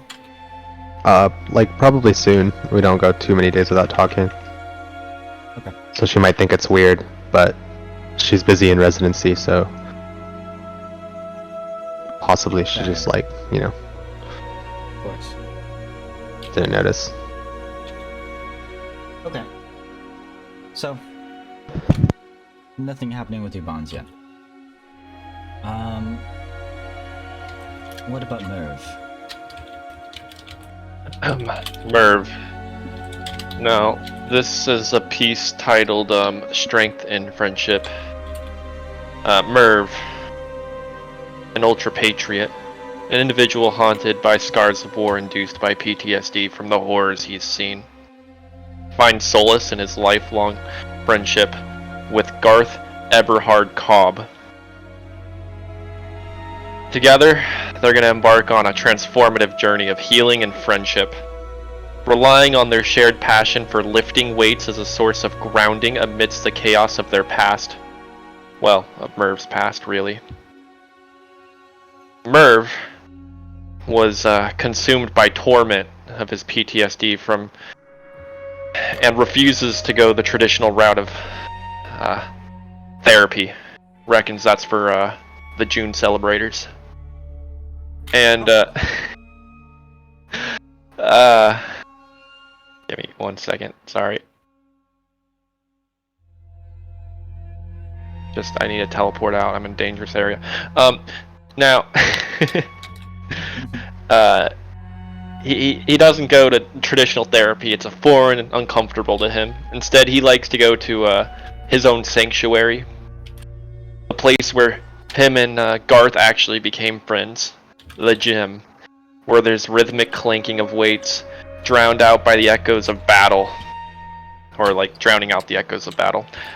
Garth, who kind of understands what Merv's gone through and understands why he doesn't want to go to therapy. It's not really something either one of them would really be wanting to do.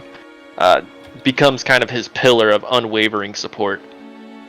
Merv steps into the weight room. The iron became his therapy, his safe haven. The weights acted as a tangible enemy that he could conquer. Those terrorists don't stand a chance, I tell you. Channeling his pain and frustration at each grueling repetition. Remembering the days of that child. Garth stood by his side, spotting him with unwavering dedication and offering words of encouragement as he did back in high school when they first met, turning that little pudgy boy into the muscle meathead he is now. And it's moments like these that really keep Merv grounded, you know, keep him connected to reality. But their lifting sessions were more than just a physical exercise. They were moments of connection and understanding. Garth became Merv's confidant, his trusted friend who understood the unspoken struggles etched in Merv's mind.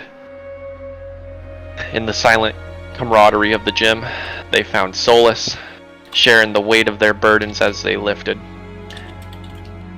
Outside the gym, Garth became Merv's anchor, guiding him towards stability. He always has. He's always kind of guided him, keep him on his path, get him on his strict routine so he never really loses who he is.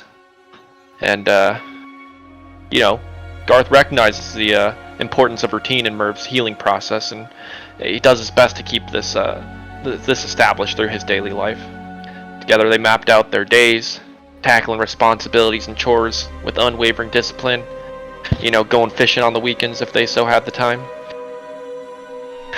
And Garth was just always there, a presence that was always stable for him, always that shoulder that was ready to support him if needed be.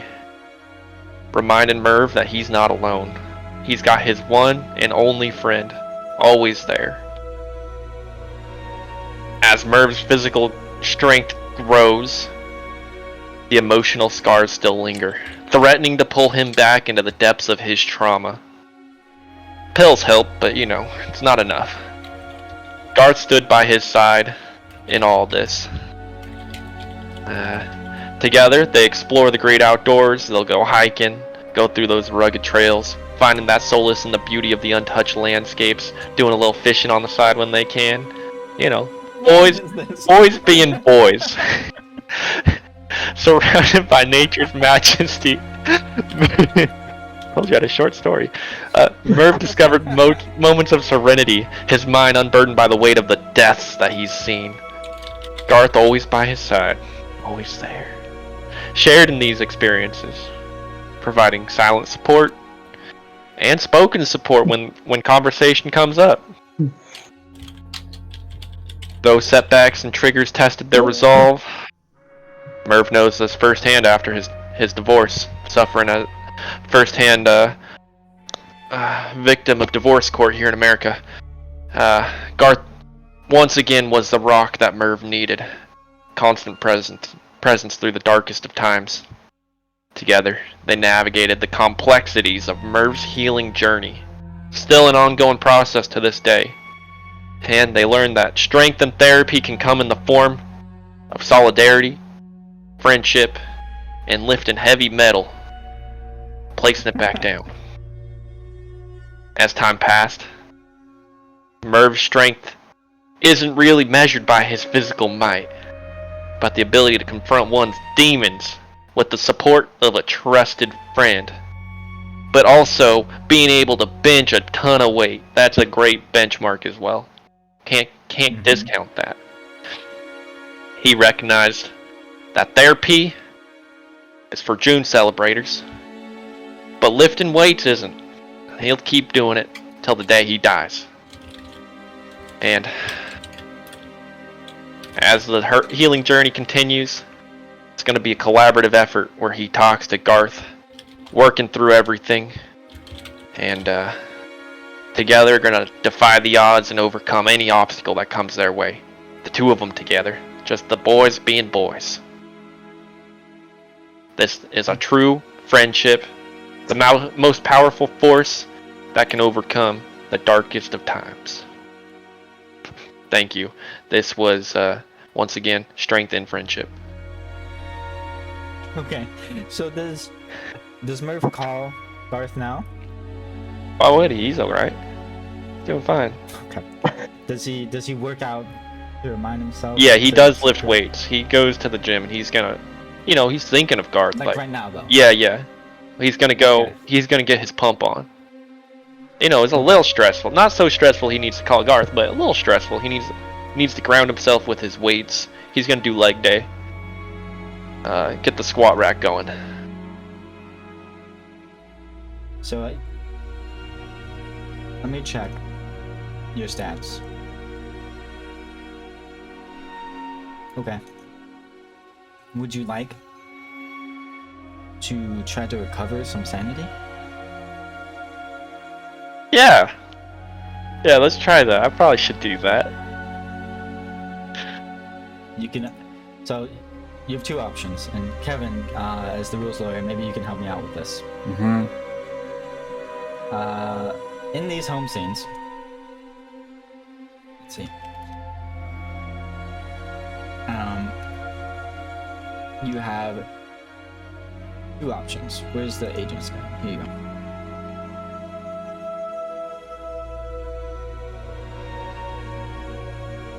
You can either improve your relationship with your bond, or you can damage your relationship with your bond, but improve your sanity. I don't want to damage my bond with Garth. He's all I got. Sometimes you need to use that. He's all I got. So what are the options? You can either damage it and heal sanity, or what was the other one? You can improve your bond score. Hmm. You don't have to do either, but at some point you may need to.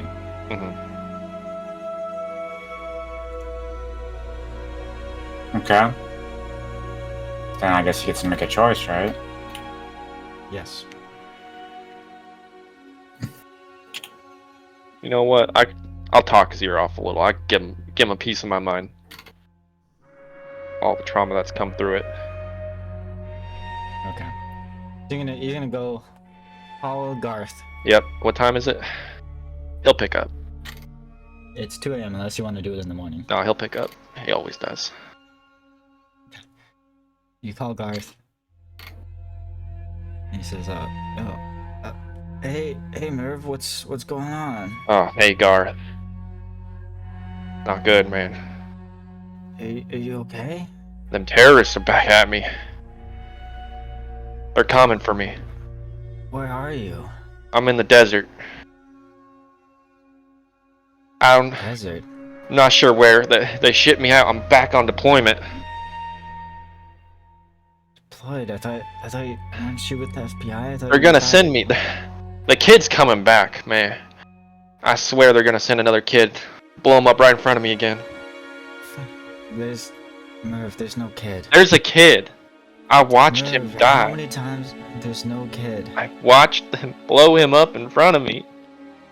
I don't know why you He's don't already believe gone, me. then. They're gonna do it again. Kid's already dead. They're gonna There's no do more it again. kids. They're gonna do it again. He's just a kid, man. He's not ready for it. Why don't you understand, Garth? Could have gone to war with me. Sorry, Merv, it's not for me, and I think it's not for you anymore either. I don't think you should go back out there. They're sending me again. They're deploying me out. You have a choice. They took down my unit's vehicle.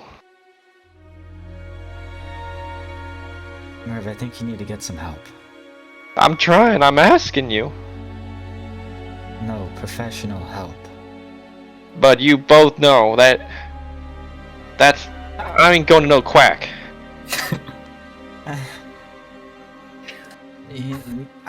I understand, man, but sometimes you need a little extra help. No way you're gonna tell me that right now. Like, I can't help you. Garth, You listen. know I'll always be there for you, but I can't give you what you need right now. We both know they ain't gonna help me. They can talk about my feelings or whatever. Have That you ain't even gonna help. tried?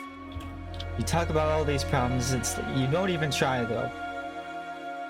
You're just going back out to war. You're just gonna cause more problems for yourself. I don't want to see you get hurt again. Oh my god. Please get some help. That's why I'm calling you, Garth. Stop pushing me away. Okay, let's roll.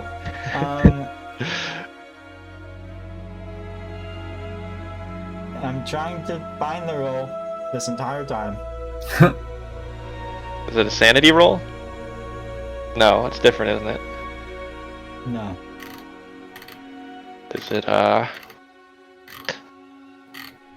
Is it a firearms roll? It's not. Oh, I found it. Pressing insanity. Therapy and home life. You can seek professional help. Projecting onto a bond. That's what you were just doing. Yep. When your agent loses sanity, you may spend willpower to reduce the loss. Blah blah blah.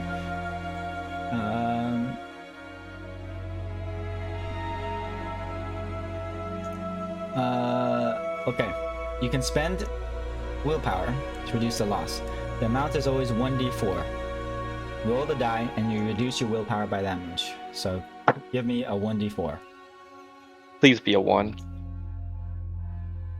That's not ideal. 3. But if your agent has at least 1 willpower, reduce the sanity loss by that amount of willpower spent. So you now increase your sanity by 3. Okay, you're gonna have to do that because I can't do that. Oh, right. And you also reduce your bond score by that amount. Oh no. Garth, I'm sorry. Sanity goes up by 3, willpower decreases, but you can recover that easier than sanity. And your bond score decreases. Alright, so you got into a little argument with Garth. He wants you to get help. You won't accept it. But even just the act of talking to him helped you out. Mhm. Hearing his voice, his sweet voice. Yeah, he's a lovely gentleman. Yeah. Alright. Who is ready? I'm good. I can be ready. Okay, well, I'll give you more time. So that doesn't sound as confident as Kevin's was. I mean, I'm not gonna have more to go off of if I wait longer. The premise, I'll make the rest up on the fly. So my thought for this, Keen, it's mostly just going to be a phone call to his brother. I have some quick notes on him that I would just send you privately so you can roleplay him, because I don't want to give like an expo dump. Okay. But yeah, it's the same shit I gave you last time. But I will send to you again. So it's Earl Ridgemont. My name's Earl. Yeah, you're Earl. It's my brother.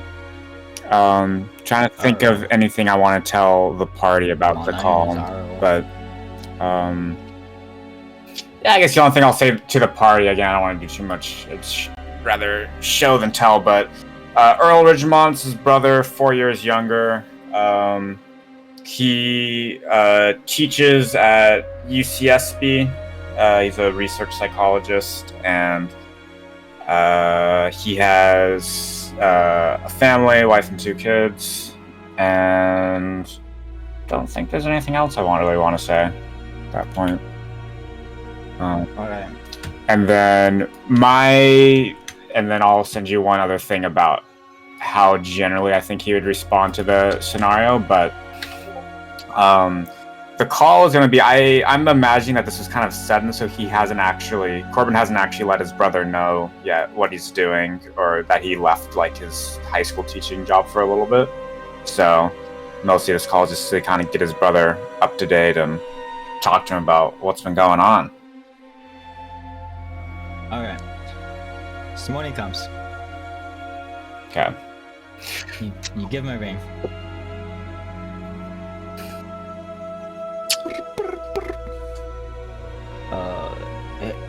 Hey man, what's going on?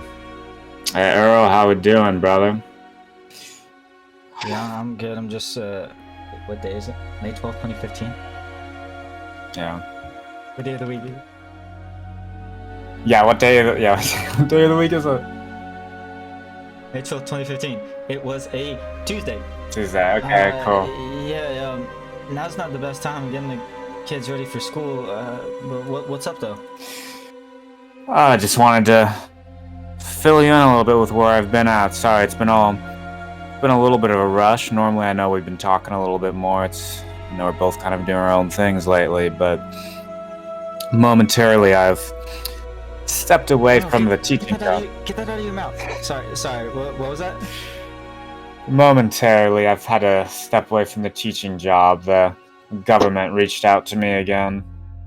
The government? I thought you were done with that. You're just teaching, right?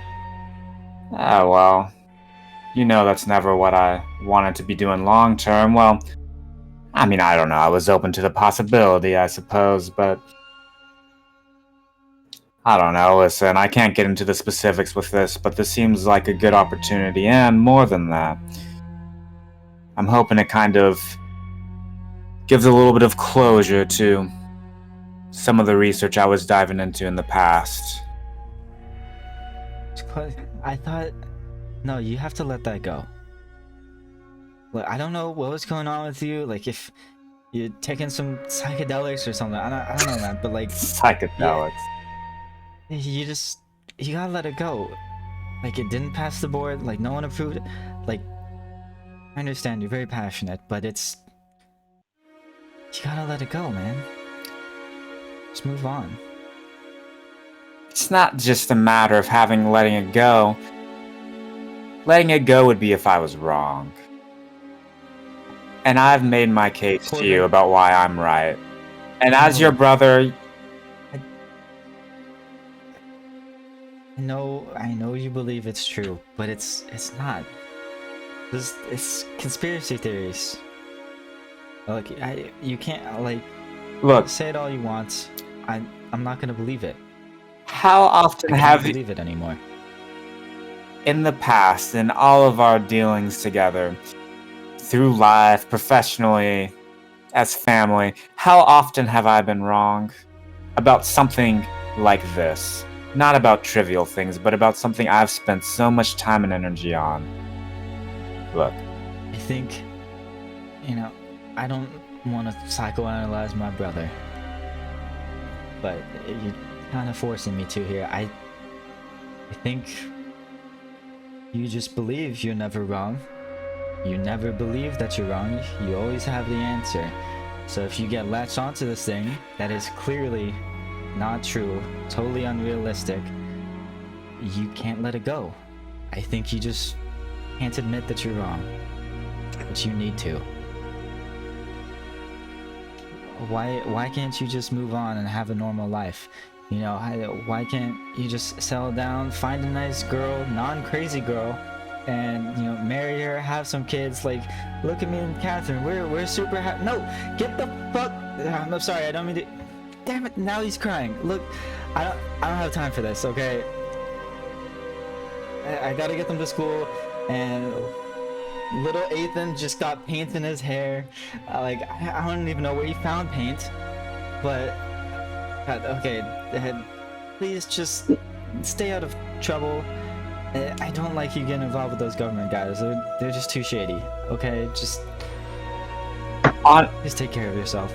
honestly, Earl, I thought you would have been a little bit more supportive of me. I tried. I really tried.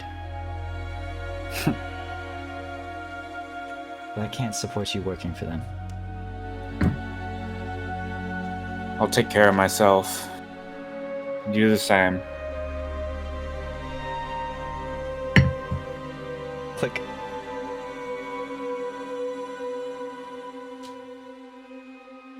Are you doing the same thing?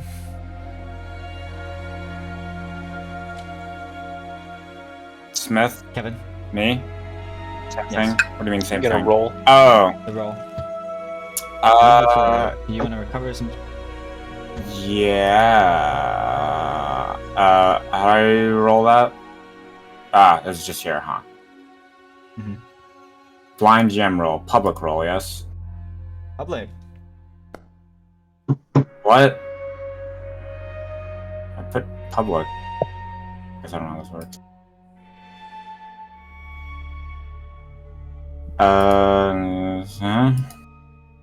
I know what it was. Try again. There we go. Okay. 3. Now you recovered some sanity, but you reduce your bond score with your brother by 3.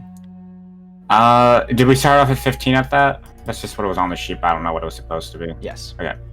You Oh, lose 3 willpower. this is also a point of clarity too. From the outset, do we decide what we want out of our home scenes as far as strengthening the bond versus Yeah. Okay.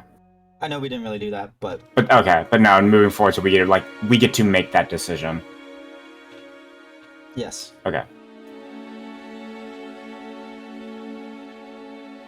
Yeah. Okay. Cool. All Good to right. know. Hopefully I played that well enough. Yeah, that was good. And there's a little Easter egg there for Keith. So, Smith, Yeah. what is Nino doing? All right. So he's currently reflecting on when he met his friend John Humper, whom he just calls Jumper because it's easier. Yeah. So it was.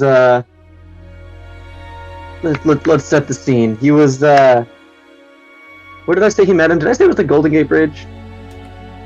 Yeah. Okay. He was driving across the Golden Gate Bridge late at night. Doesn't remember the reason anymore. Could have been coming back from his parents' place. Could have been visiting somewhere. Could have been out for work, something like that. Who knows? Not him at this point. So he's driving across, and he sees just this guy just standing on the edge of the bridge. And he's like, "Oh, that guy must be lost. I'll help him out." So he parked his car. He got to the end of the bridge, parked his car, and then walked along the bridge to the guy. And he asked the guy, like, "Yo, are you lost? Like, there's nothing down there." And he's like, "Yes, I am very lost. I am lost in my own mind." And he's like, "Nice." They have a brief exchange. Nino doesn't understand what's going on until, the man explicitly lays it out to him. He says, "Look, all right, you seem like a nice guy, but let me put this as clearly as I can right now. I'm about to jump off this bridge to kill myself." And then Nino's like, "Oh, that doesn't sound good." So he grabs him from the other side of the railing, picks him up, and throws him down on the concrete next to him, breaking his arm. Jesus Christ. And then he's like, initially the man is like furious. And Nino's like, "We got to get you to a hospital." So, carries him in back to his car, takes him to the hospital, gets his arm all fixed up. And then by the next day, the guy has a new sense of clarity. He realizes that, things aren't as bad as he thought they were. And they became friends after that. Originally, Nino would just check in on him, make sure everything's going good. He was not standing on the side of a bridge again or anything like that. But eventually they became pretty close friends. And and now they just kind of, they're each other's primary support outside of their immediate family, and obviously Nino's dog. So that's when they met. Okay. Cool. He's reflecting on this, and then he's like, "All right, you know what? Is this still the night or is this morning?" It's up to you. Okay. Guess it doesn't really matter. He's like, "You know what? I'll go ahead and give him a call." Okay. So he goes ahead and calls him up. And then if you want to be Jumper, he's just a normal, he's like the straight man of any, not straight as in sexuality, straight as in the straight man of a punchline. Is he gay? Is he also straight? He is straight, yes. Okay. Okay, I'm playing a straight man. A straight Double Sorry, man. it's gonna take me a while to get into character. Super straight, even, you could say. I know, I'm Pride Very Month too. I'm not a real ally. Yeah. You know what? It's Pride Month. Make him bi. It doesn't matter. Okay. Is he That's bi easy. or pan? Just wondering. They are different. They are different. I don't care. Wow. I'll leave it ambiguous. I'll He let the doesn't audience care? decide.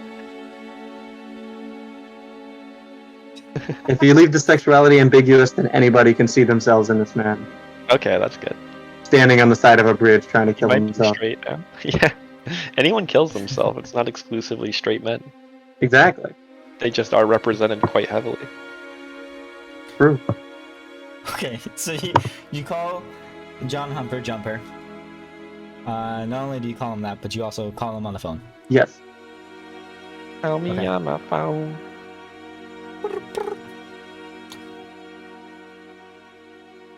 Hello. That's so normal sounding.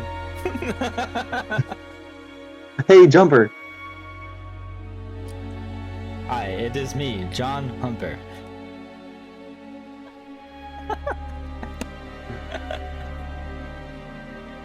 I don't know if I can have a conversation with that. This is your friend. Hey, dude. well, he's a straight man. What'd you say? He's a straight man. Okay. Oh, what's up, Nino? Hey, I had this crazy dream, man. Was I in it? I don't think so. It was a car though. I couldn't really see what was going on in the car, but Oh, okay. I was sitting there, right? I was asleep, but then I was above this car. I was driving through the desert. I was like, whoa, that's crazy. I'm flying. That's crazy. And it pulls up to like this Denny's, right? And I was like, oh, nice. I could go for a grand slam. That sounds pretty good right now. But I was stuck in the air and I couldn't get back down. And then I was like, that's not good. But then I saw like this weird figure start walking towards the car. And I was like, that also doesn't look good. And then I just saw the car whip around, hit something, and flip. And it just like exploded, basically. That was really weird.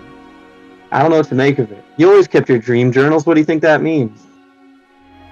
Oh, I didn't know you knew about my dream journals. Yeah. Did you sneak into my room and read it? No, I just saw that the front of it said John's dream journals. It's very alliterative. I like it. Yeah. Yeah, you know, that sounds like a crazy dream. You know, like when I have dreams like that, I normally talk to my therapist about it. Hmm. Do you have a therapist? Not currently. My insurance doesn't cover it. Hmm. Yeah. Well, that's weird. I would imagine the fire department would have good health care. Oh, they do. But not mental health care. Oh.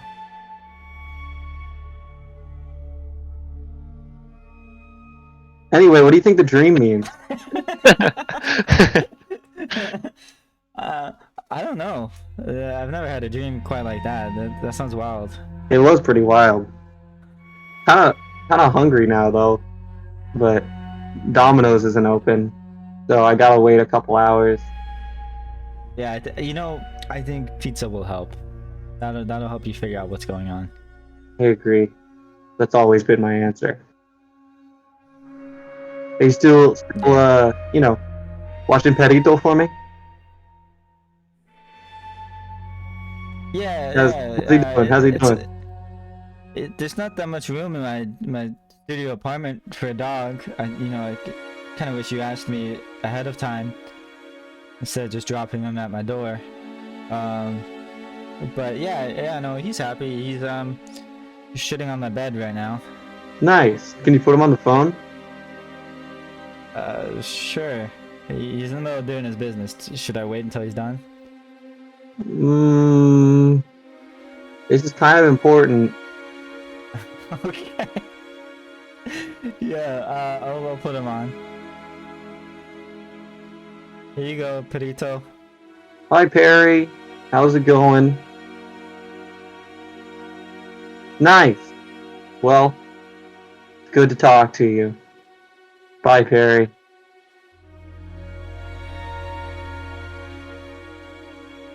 Why you didn't tell him anything? I just wanted to hear his voice. Do you hang up? No, I'm not done talking to Jumper. Okay. It says, are you done talking to him? Oh, yeah. It was a pretty good conversation. Did you hear it? I hope you weren't eavesdropping too much. No, I didn't hear anything. Okay. I didn't even hear what Perito said. Okay, good. We'll keep it that way. I don't want you to know about the dark things that go on in his mind. Yeah, he's just a dog, man. Yeah. Yeah. Anyways, good talk. I'll call you another time. I'll pick up Perry from you soon. Alright, yeah. Oh boy. Yeah, please. I'm running out of room on my bed. The poop is hung just up. filling up. Oh. Now I hang up. Okay. Alright. So with that to work, are you gonna be projecting onto Jumper or Perry? Hmm. Do I need to project? Because I feel like my sanity's You don't pretty need decent. to. Huh? You don't need to. Okay. There's also this. So let me read you the full options. Okay. Probably should have done that. You can project onto the bond, which you've done. I can't remember. You Did I? How many times did I lose sanity? I don't know that you did it all. I don't recall. Yeah, I was gonna say I, I think know. I did because I stayed home. Yeah, it was just in the coroner's office and then the car was, I believe, the only moments. You can also repress your insanity. Sometimes it's easier to cope with mental trauma if you pull strength and motivation from the relationships that give life meaning. You may attempt to repress the blind panic of temporary insanity or an acute episode of disorder by spending willpower points. So, like, if someone has a PTSD attack, you can, use your willpower and then see if your bond can help you out. And then it's the same as projecting onto your bond. You can also go to therapy.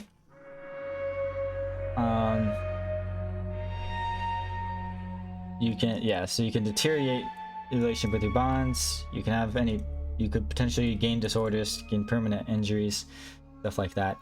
You also have personal pursuits.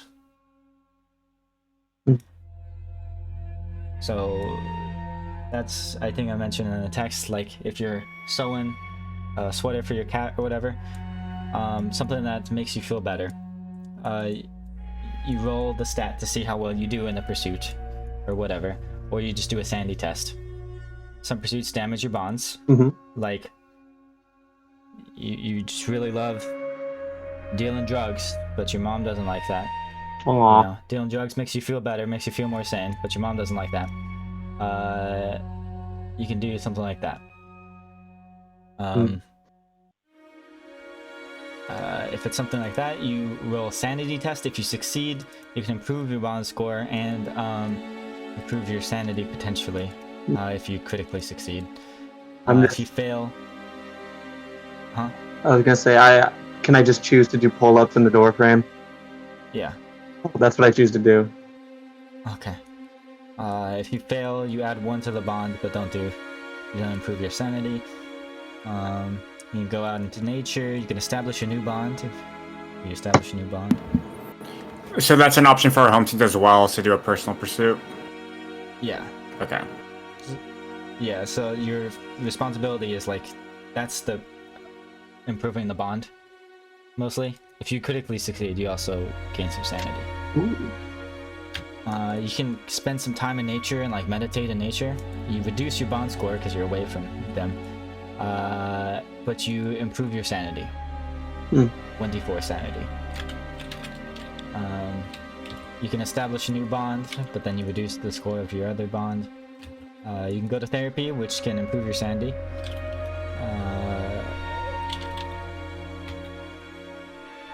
You can also train a skill in downtime. Ooh, you know what? I'll train a skill. What were you training?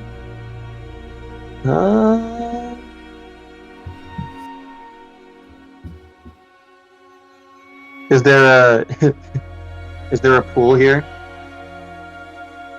Yeah. I train and swim. Because I know how useful that's going to be for the campaign. Yeah, you can train some swimming in your downtime. Yay! Alright, I train and swim. That'll be really good for the desert. Roll swimming for me. Roll swimming. Sec.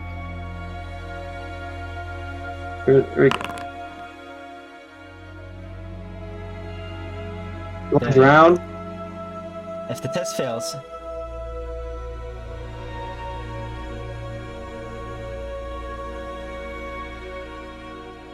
Oh, if the test fails. That seems like a lot for right now. Oh no. So I'll say, are you gonna keep swimming at the pool like every day? Probably. Okay, then I'll let you do it, but I'll say like this is like what you're always doing. Roll 3d6 for me. 3d6.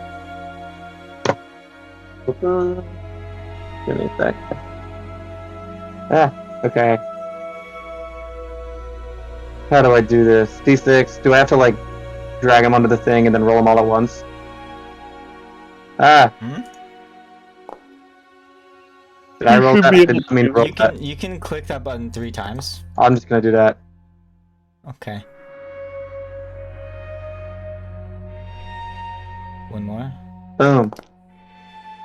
Oh, there you go. 13. Yay. You gain 13 in swim. Oh my god. Yo.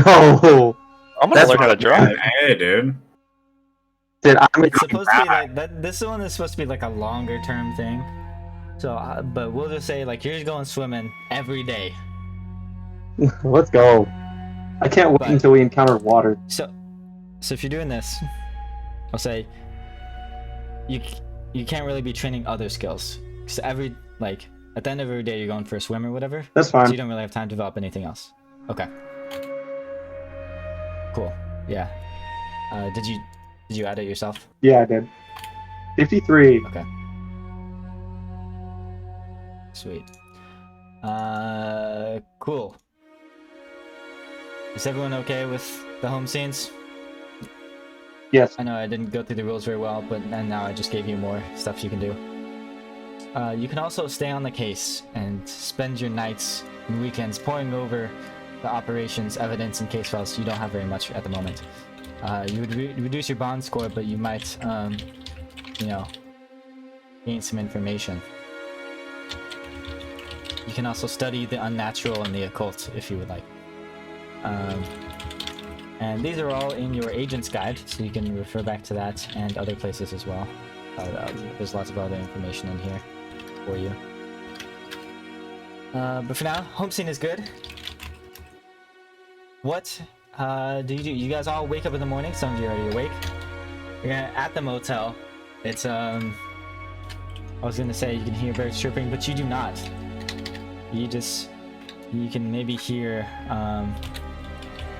you know, cars pull up to their retirement home in the country club. There's a little bit of crowd forming around the country club. Everyone's confused as to why all the golf carts are here. And in fact, the sheriff is in town. He goes and Oh no. I'll say he's knocking on Merv's door.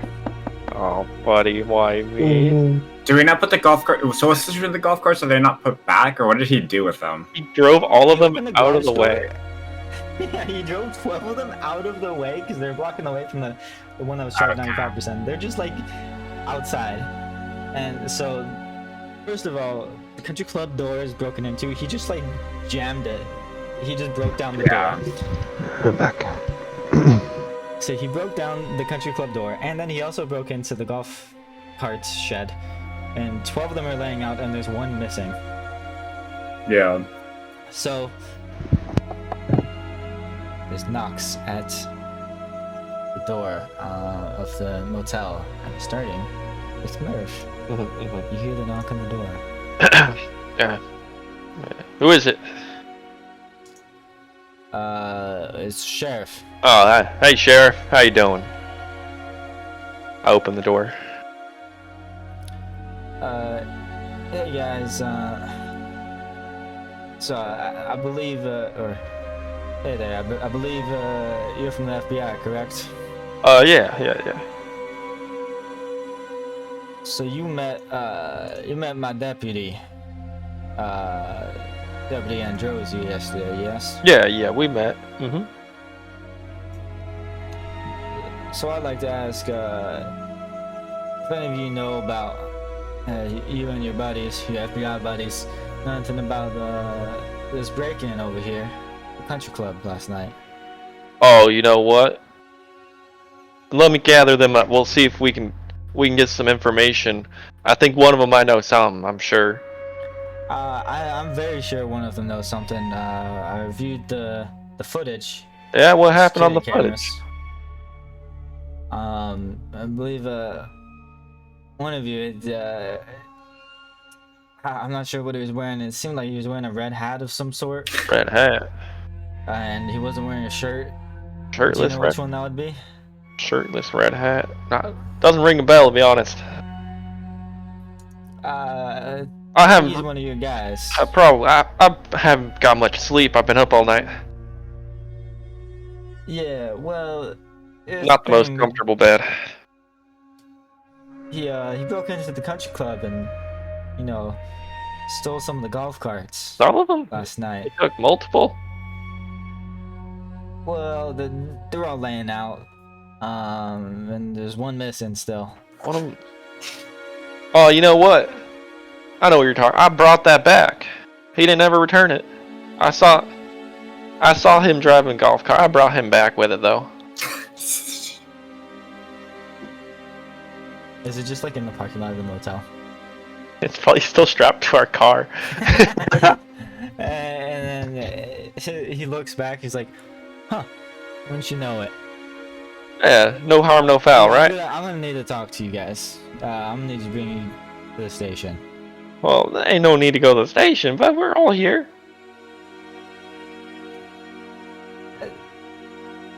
Alright, go round him up for me. Yeah, of course. I'll be right here. All right. He's just But he doesn't even move out of the way of the doorway. you gotta assert your authority over here, Merv. We're FBI The agents. FBI, they can get us out of this. All right, boys. I'm not really sure what to do in a situation like this. Every time I've ever stolen something, they don't care. Should Look, we? we're FBI, right? contact? Shouldn't that give us some sort of authority over this sort of situation? Well, maybe we just need to explain why we did it. What if we just flash our badges? Yeah, that you didn't do that to get the cart in the first place. There was no That's one what there. I told you to do. There's Well- no one there. I do have to say, Nino didn't do a very clean job about the whole ordeal. It does look highly unprofessional. It is.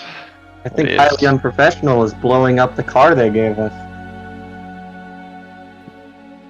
Well, Look, yeah, but the terrorists got us. Like, I don't know what That's you true. want from us. That's true. At that least could be at avoided. least that was done in the middle of the desert. Now, this was done in a very public space. It's not exactly equal, if you know what I mean.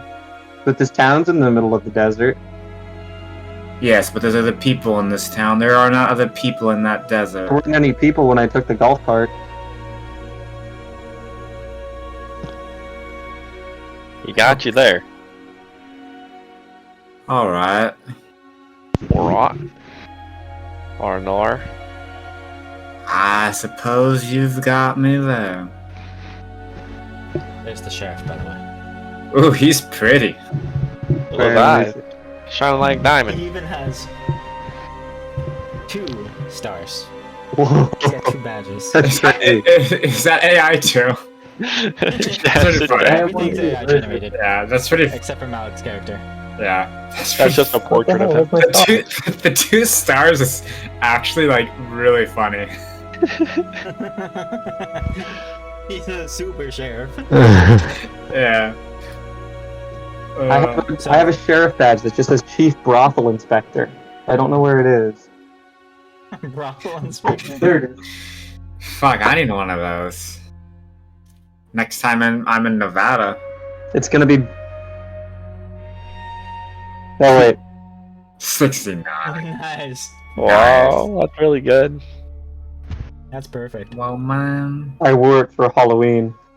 Somebody gave it to me as like a gift. I don't remember who. That'll get They you saw it and they. places. Also, it's like the Star of David. It's not like the normal like 7-pronged star that sheriffs have. I think it's really funny. That's really good. Okay, how you guys gonna handle this? I think we shoot him. That is an option. That's not something I expected from you, Hamilton. No, that's out of character. Well, I don't really know what to say about this one. Well, we'll just tell him it was FBI business. We had to recoup our vehicle. He'll Yeah, understand. we'll flash the badge. I'm not sure if that's gonna be sufficient. We got. Well, you got any better ideas, Professor? I don't think they have a say. We're FBI. Yeah. Fine boys in uniform. Look. FBIU. We just gotta make sure that this doesn't. We just gotta make sure that this word about this doesn't spread anymore. You know what I'm saying? Yeah, Didn't we return the golf cart? We It's brought it. still- We didn't put it back. It's still in the parking lot. Not to mention the 12 golf carts that are lying about outside of the room they were being stolen. Okay, I missed that little detail, I guess. And the broken down door and the broken garage door. Yeah. FBI can't we- business. What do they want from Can't us? we say something about it being part of our investigation and being... We should mention the terrorists. Yeah. Don't mention the terrorists. I'm That's true. We don't want to spook the townsfolk. am I That's a good there? idea. Yeah. Alright, step away. I wasn't there for this whole scene or transition. The last thing I was here for was Levon was swimming. Yeah. You went for a swim. Yeah, I had some phone call stuff, so That's fine. Yeah, so the sheriff showed up and he's like, at the "Yeah, hotel? security footage. At the motel. Okay, then I'm not there. Are you still walking or what? No, I'm at the motel. The sheriff shows up, I don't go. No, but I'm like... just focusing on the case. Like I'm not. But Merv went and got like all of us. He like gathered us. I brought us all in together. So He unless would tell you about the sheriff. You don't have to go, I suppose. Yeah, I didn't leave the The room. sheriff sir wants to talk to us. you I didn't didn't go. Yeah. Okay. Ooh. I realize what's happening, and I'm like, well, what that idiot does is not my problem, so I'm just gonna focus on the case. Definitely is your problem, but that's okay. Bro. Hey, this idiot's the only reason you got back in one piece. I would have walked eventually. You might have died in the desert, but who knows? It's probably fine. I would have just slept in the car and then got Domino's to deliver me back. Left in the upside down car. Yeah. I've slept in worse, partner. Look, we just need some sort of cover story about why we went through all those carts and why we were in such a hurry to not put them back. There's gotta be something we can tell them. Maybe we just tell them that we needed it because we got stuck in the desert and we forgot to put it back. That doesn't explain the 12 golf carts that are lying outside, unless you want to explain it with incompetence. I needed one with enough fuel. It was in the back. And unfortunately for us, incompetence is the actual explanation. I like how that didn't have to be the case, but you explicitly went out of your way to specify that it was the case. Yeah. This is not the campaign to be doing that in, guys. Like he didn't had not prompted you at all to do that. He did not say that it was necessary. You specifically went out of your way to say that the one that had the charge was the one in the back. Look, like I just want that to be perfectly clear. Like this was look, not out of your control. Like, guys, look, I get it. Playing like quirky characters that like aren't responsible is fun, but like this is not the campaign to be doing that, guys. I just love that we had an entire session Like, and I know, literally that's it the has had point. nothing to do about the investigation whatsoever, and instead we've spent the entire time just cleaning up the mess of bad Yeah. But that's the point. Like, it's just the sheriff right now. This is our first, like, this is session 1, and it's already like, guys, we gotta get our shit together. Literally, In a situation where it doesn't matter. we literally haven't done a single relevant thing to the case in the last 3 hours. It's fine. It's It was fine. relevant. We had to get the car back. So as we now know, our roles Please have screw this. consequences in this game. Yeah. Someone and took. your actions as well. Yeah. Yep. So what are you gonna tell the sheriff? I think we just tell them that it's classified information. And that if they want to know more, they can hit up our FBI contact. Yeah, Don't defer. Don't defer. They won't actually do it. We'll cut the phone lines before we leave. Let's not do that. Could- Oh my The sheriff god. doesn't have a cell phone. Yeah. Also, the sheriff, department, is not here. It's like 2 hours away. Oh. If you want to go cut the phone line, it's gonna take a while. And he'll probably see you driving over there. Well, he drove 2 hours out here. He's probably annoyed as it is. I think if we just give him a reasonable explanation, he'll take it and he'll go back home. He doesn't want to be here. Yeah, but we need a reasonable explanation because the Look. truth ain't reasonable. Look. I like how he's giving us all this time to rob Yeah. the story. I'm sorry, yeah, Look, clearly we're guilty. He doesn't care enough. Look. If Look. he actually cared, we'd all be with him right now in the squad car. Turlock. So he knows you guys are FBI agents. So he's Oh, give me a that benefit of doesn't the mind his own goddamn business. It's very. doubt. Who else you still broke into the country club for no apparent reason at 11 p.m. It's very simple. Here's what we gotta say. This is all we gotta do. All we have to say is that the golf carts were part of the investigation, and leave it be at that. Yeah, we Private can just say information once the can't go into the investigation's details. over, we can fill them in. That gives us Say- time. Apologize for the mess that we've left, and move Levon's on. an avid golfer. He sleepwalks. This is not the first time it's happened. We'll do our best to make sure he's locked in his room when he goes to bed. You're not in the scene, brother. True. I'll let you handle it. Sounds like you know what you're saying, Hamilton. Get on out there, cowboy. Probably for the best. Alright, so Corbin steps out then. To go talk to the sheriff. We think that one of the golf carts is a suspect in the murders. We gotta interview all of them. So I understand there's a little bit of a pickle here, Sheriff. Pickle, yeah, you could say that. We got a broken door at the country club, stolen golf cart keys. We got a broken lock on the shed. We got a missing golf cart, although you see him, he steps back and he looks at your Escalade. Apparently not missing anymore. And we got 12 slightly damaged golf carts just laying about outside the shed. Can you tell me, just tell me a good reason why you guys need to break in and steal a golf cart?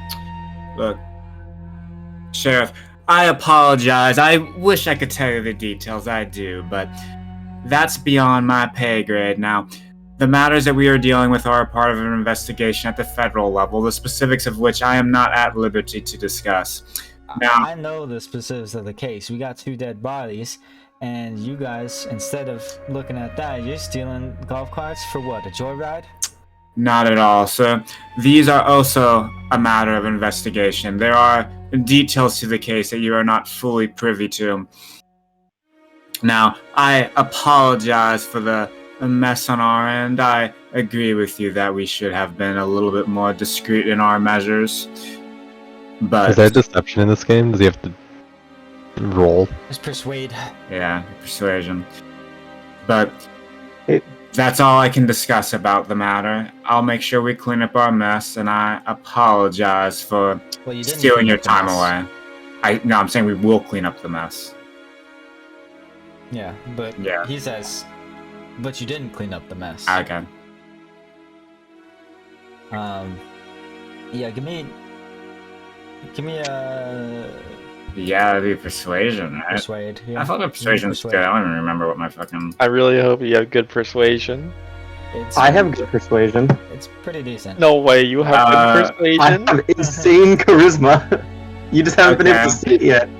Yeah. Quick troll skill check, please, for the love of God.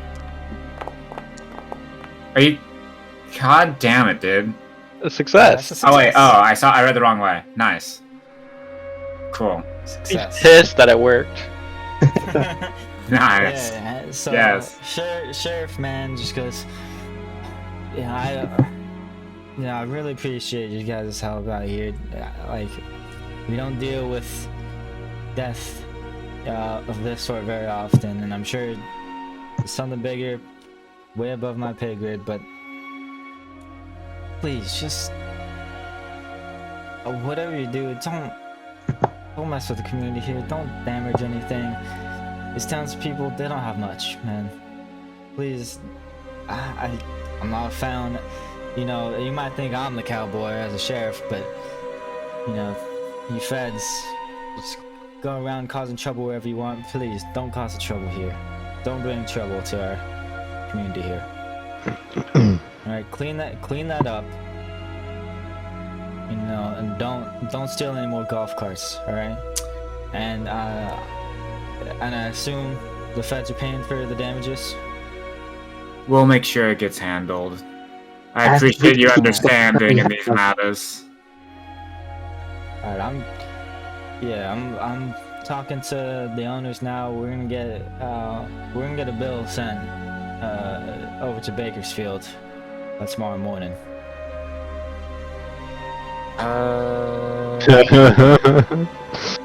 Nice. You can hand it to me directly. I'll make sure it gets taken care of.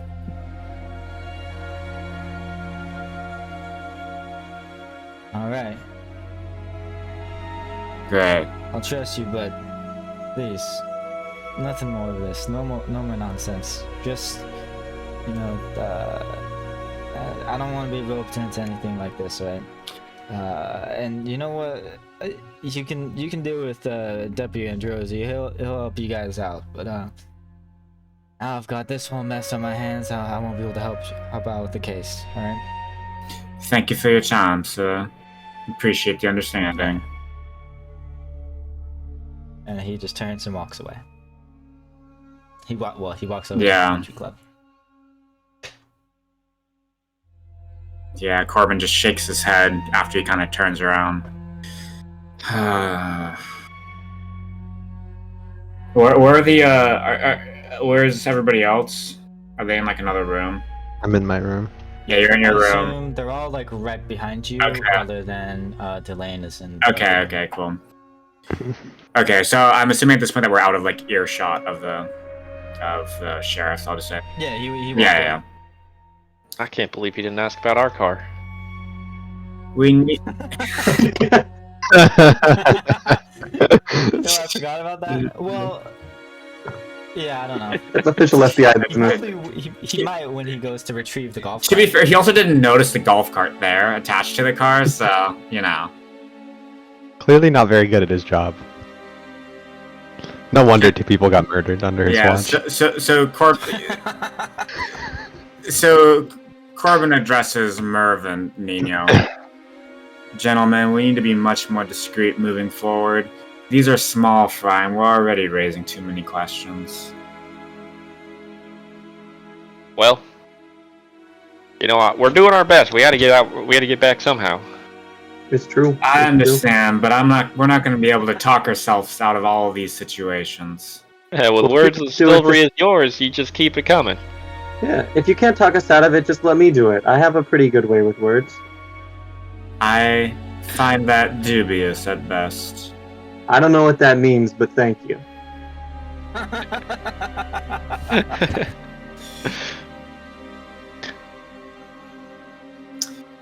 Alright, now I gotta figure out how we're gonna take care of this bill, but that's a problem for... Not for right now. For tomorrow specifically. Yeah. Alright. Well, So what do you guys do? I'm like looking over the map and like checking where the 2 murders are and like locations and marking them for us to go visit today and see the scenes of the crimes ourselves. And I make sure to prepare some like little test kits for checking for radiation or whatever. Although I'd much prefer to have a what's it called? Geiger counter. A Geiger counter, yeah. Yeah, so this is where you guys are, Furnace Creek Ranch. So that's a little ways away. I don't remember exactly, but it's probably like an hour drive to Hellbend. But yeah, as you're studying the map, we'll have this once this goes away. If you study the map, 2 murders. There's one at the Hellbend plant. Ping? Why is my ping's not working? Oh. One Hellbend plant there. And the other one, that was Clifford Porter. Died near his bobcat. And then Lucille Meyer died out in the desert on the other side. And which one had the radiation? Clifford Porter, Clifford did the it. one by the... We can't draw on this one. You can draw. You can try. I don't have a drawing tool. Are you sure? I mean, yeah. I don't have a drawing tool. No. We have measurement. Can you just like put a mark in those 2 locations so we have it on the? I can let you guys draw. It's because you guys are players, not trusted players.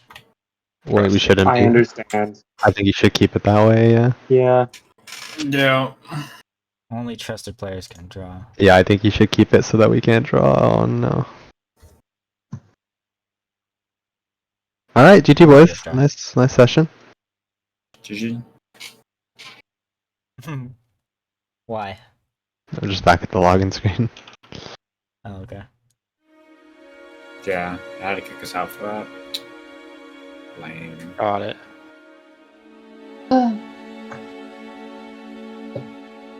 Alright. And I So, kind of mark those 2 on the map, and We then I have one think about how I here. wanna go to. We drive First from like murder. over here probably to get there. And then the other one is like around here. Yeah, and I guess the whole radiation is around this area, right?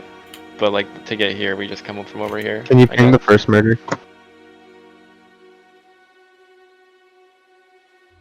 Again, might not be a murder, but yeah, somewhere. I was starting to draw, and then the whole thing just like, while I held down the draw tool, it whipped me across, and I just drew a huge line. I marked them both. Okay, yeah. I undid it. Can you do color not white? I can't. You can change your color. Wow.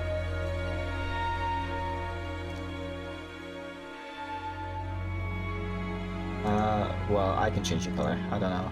I got it. I got my pink circle. You figured it out. I don't know, mine's just defaulted pink, so. Yeah, I think mine's you just can just go into the default. settings. Yeah, you can. You can just go into the setting, the little cog, and change it. Yeah. Yeah, I want to go to the first murder, like the first death. Okay. Wait, where is it that we crashed? Was it just not even on this map?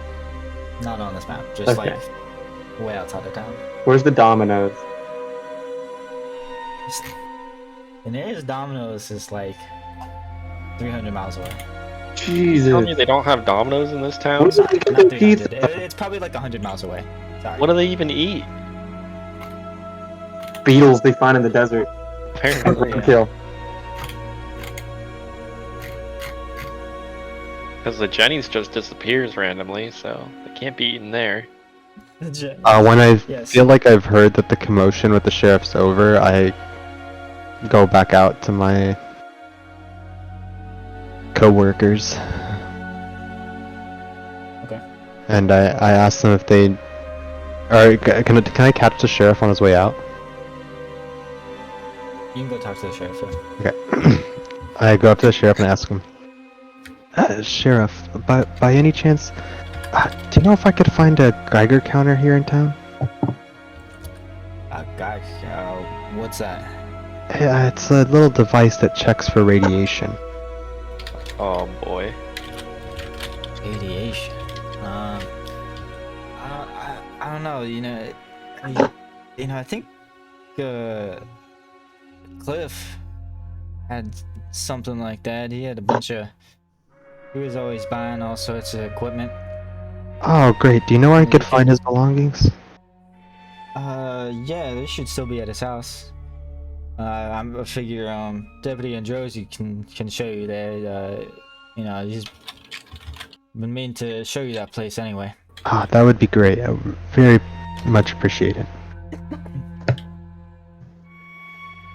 Yeah. Androsi, he'll be down here in about 30 minutes. Perfect. Let I'll me talk to him then. I'll ride with him.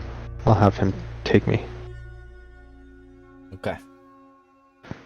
I make it like very like clear that I'm gonna be in the car with him. I don't know if that influences his perception role of the car at all, but yeah, I make it. It's a very like a weird behavior that I'm like, yeah, okay, I'll drive with him then. Like, Okay. Are you gonna communicate to the rest of the party like your intentions of what you're doing? Or it's just normal how you play. That's normally how we play. Just out of curiosity. Okay. I mean, are you guys there?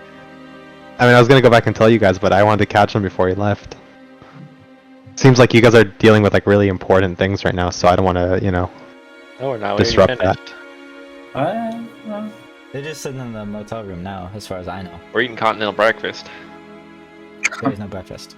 So yeah, I'm waiting. I'm waiting for the deputy to come by, and I go to Ridgemont and I inform him like I'm gonna go look for a Geiger counter at the Clifford Porter's house, and then I'm gonna go to the first scene of the first murder to investigate the area.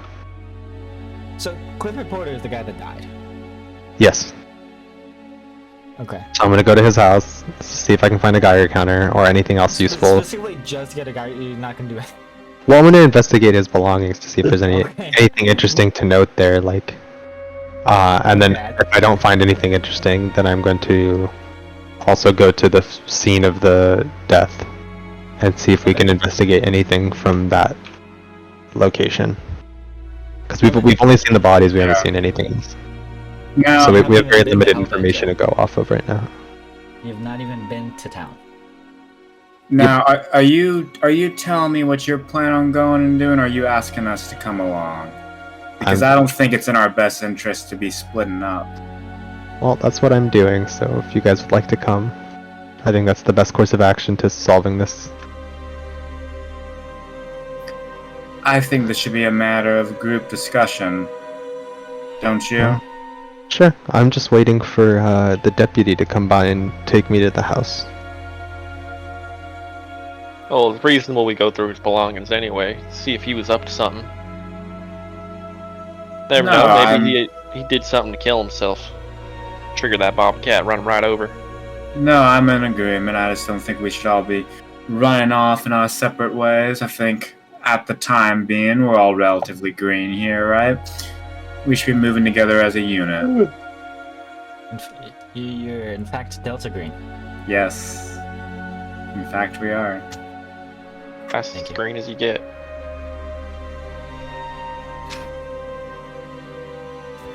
So what do Merv and Nino think about that? I'm fine to go together. I'm down to go together. Like Okay. like I said, I think it's reasonable we go and see his belongings. Maybe he's got a diary. Keep notes of what's been going on. Maybe a dream journal, perhaps. Yeah, dream journal. Ooh. Somebody might be privy to finding it. Okay. Yeah, you guys wait about 20 minutes. There is a restaurant open now. There's a little cafe and there's some little We should eat. antique shops. Yeah. Skip dinner. Can't be doing investigations on an empty tummy. So you guys go. Yeah. Okay. So you guys go to the cafe, get a little breakfast, coffee, start to the day. About an hour later, you just about finished your meal, and Deputy Androsi comes walking in. Says, yeah, hi guys, how you guys doing?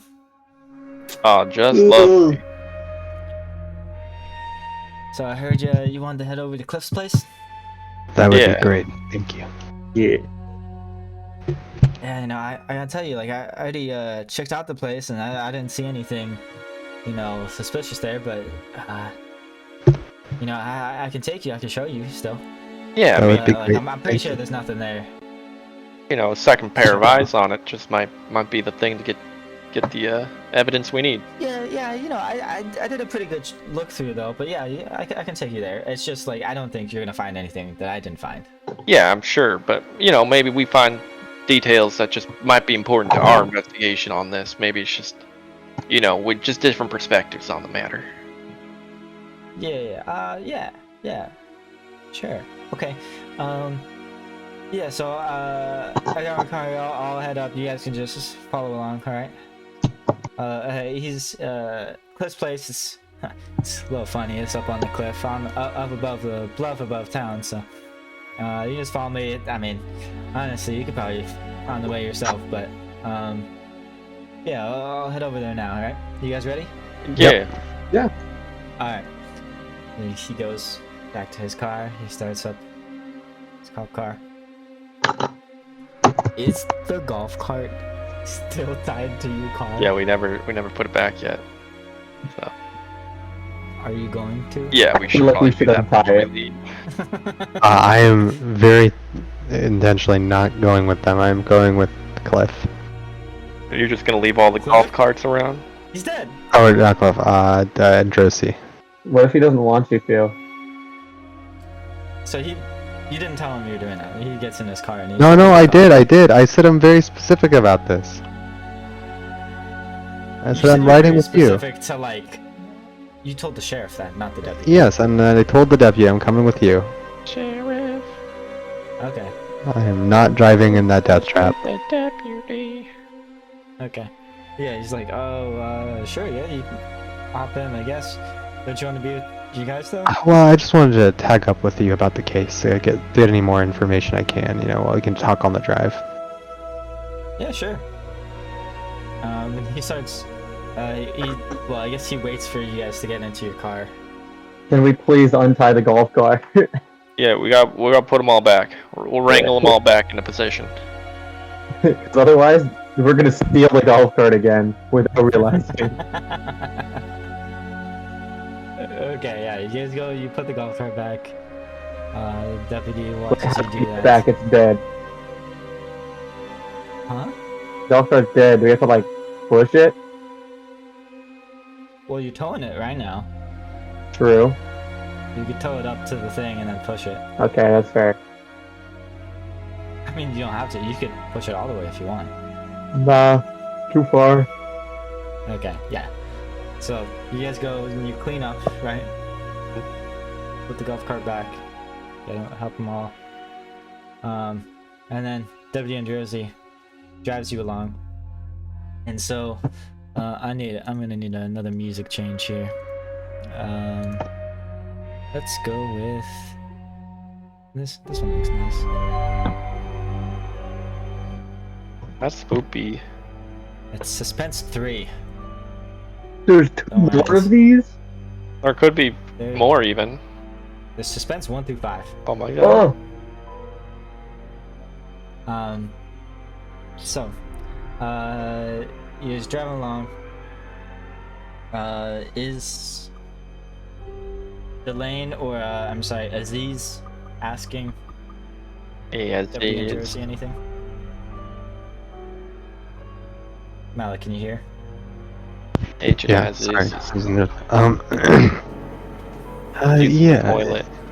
You didn't see anything strange at his house? Have you seen anything that looks like, and I describe what a Geiger counter looks like? And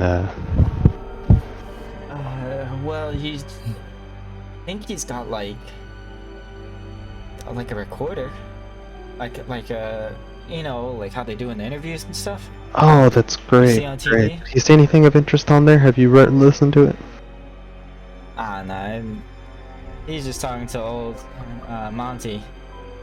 I don't know, they're blabbering on about Monty's old job or something. Who's It this wasn't old anything. Monty? Can you elaborate? Montgomery Green, owner of the gas station in town. Ah, okay. Well, maybe we should pay him a visit as well and see if he has found anything interesting about the death of his friend. Well, I don't know that they're friends so much, but yeah, Montgomery Green owns the gas sip. I think it's his grandson. This kid Jarvis. He's the one that rented the Bobcat to Cliff. So he's always going back and forth to the gas sip. So yeah, Montgomery Jarvis. They might be good people to talk to.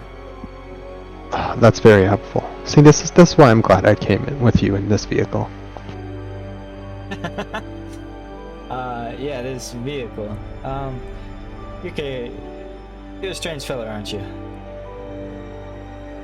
What makes you say that? I mean, you're wearing a lab coat out in the desert. Are you wearing a lab coat?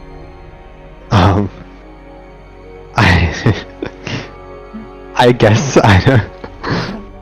I mean, I didn't bring it with me, but I I can retcon that, so.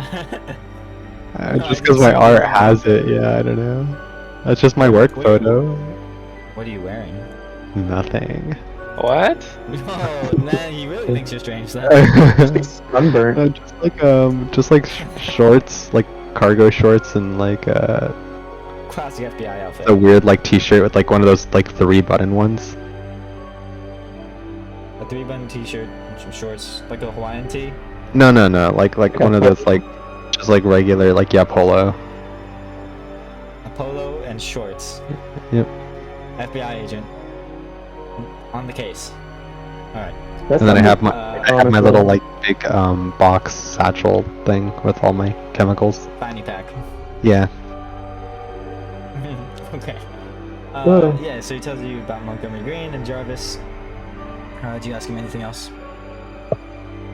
Do I ask him anything else? Nope. Well, I guess I ask him if he's looked at the other victim's house as well. Lucille, no, well, she was living with, Emily Warren. Yeah, Emily and Lucille, they were, partners. You can tell he's not sure what he's supposed to call them. Alright, well, I make note that Merv shouldn't know about this. I believe he already does now. But you guys were given the details of the case. You know, we didn't find any notes or anything about her doing anything different. Emily didn't say anything different. They thought she was just going out on a walk, collecting some sticks and plants for her sculptures, but you know, still have no idea how she wound up where she did. I don't think there's anything in the house. Emily didn't say there was anything. Is this Emily still there? Like, we speak to her? Yeah, you can go talk to Emily. I have like a notepad and stuff, like a pen and a notepad and paper and stuff, and I'm just taking notes about this things, like go talk to, wait, how do I open up my notepad like in-game so I can actually do this? In the journal tab on the top right, you can click the thing that looks like an open book. And yeah, someone just made a new journal entry. That was me. Yeah, you can write in there. Click add page, call it whatever you want, and you can type stuff in there.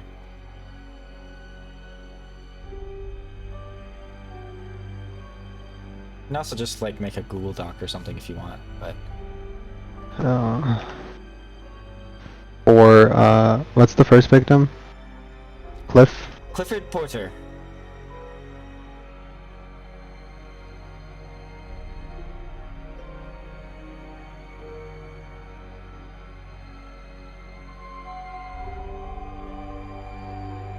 So the other two of you was taking notes. What do you guys? You're just following along in the car. Are you guys talking about anything? Montgomery, and what's the other guy? Jarvis, It's his son. grandson. Yeah. If we're getting back on this case, you guys got the any other ideas of what's going on? What's victim number 2's name? Lucille Meyer. Seal. Speak to partner and check.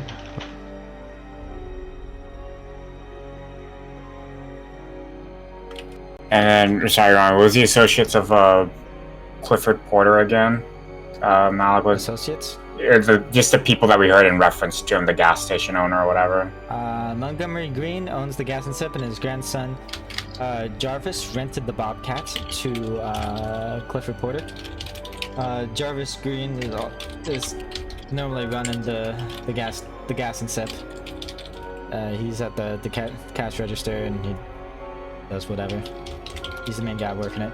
They live above the gas and sip. They have a little flat above the gas station.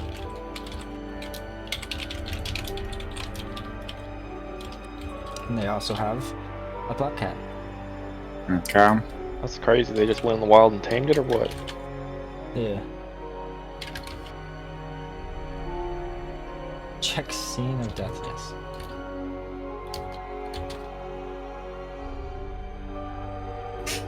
Okay. So what are you guys talking about in the car? I asked if they have any ideas of how we can start this case, because we've got Delane doing it, but yeah, I want to know if anyone else had ideas. Any ideas of what's going on here? I'm not much of a thinking man myself. Yeah, I noticed. I lit fires and put out fires. Yeah. I was more asking Corbin. Yeah. Well, we obviously don't have a lot of information about Lucille yet, but definitely the more suspicious of the two is Clifford. I think that would be the most obvious place to start and follow through with, but as opposed to anything more, any idea beyond that? No, I don't really got anything yet. Did we get details of how the bodies, the Lucille's body looked? I think we did. Same as the other It one. was Mangled even shredded, further. It was even worse because the buzzards got to it. Okay, right. Mm, We gotta figure out why she was so far from town. Out in the middle of nowhere is awfully suspicious. Seems like she was abducted by somebody. It's a possibility, to be sure. And after our experience the other night, I wouldn't doubt it if she willingly drove herself out there.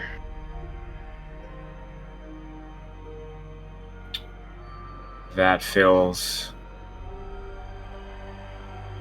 It's not a bad explanation. Perhaps notice these the little illusions that we're seeing, we're not the first to see them. These terrorists got some advanced technology. They're just bringing people out straight to them. that's impressive. That's impressive. Where'd they get the technology from? Honestly, I don't know. Like I said, though, they can make bombs out of toilet paper. You gotta watch your cheeks when you wipe.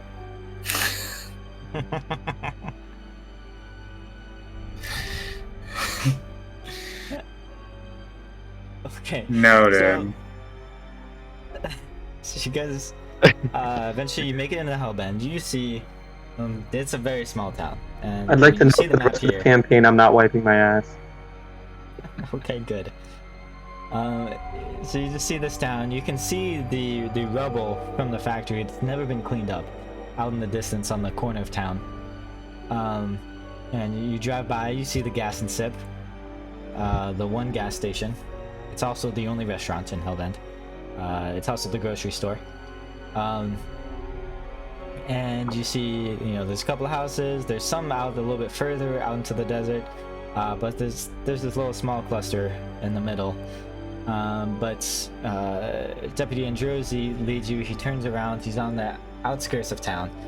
Well, probably not that one. Up above you know, on a little bluff, looking over about a mile.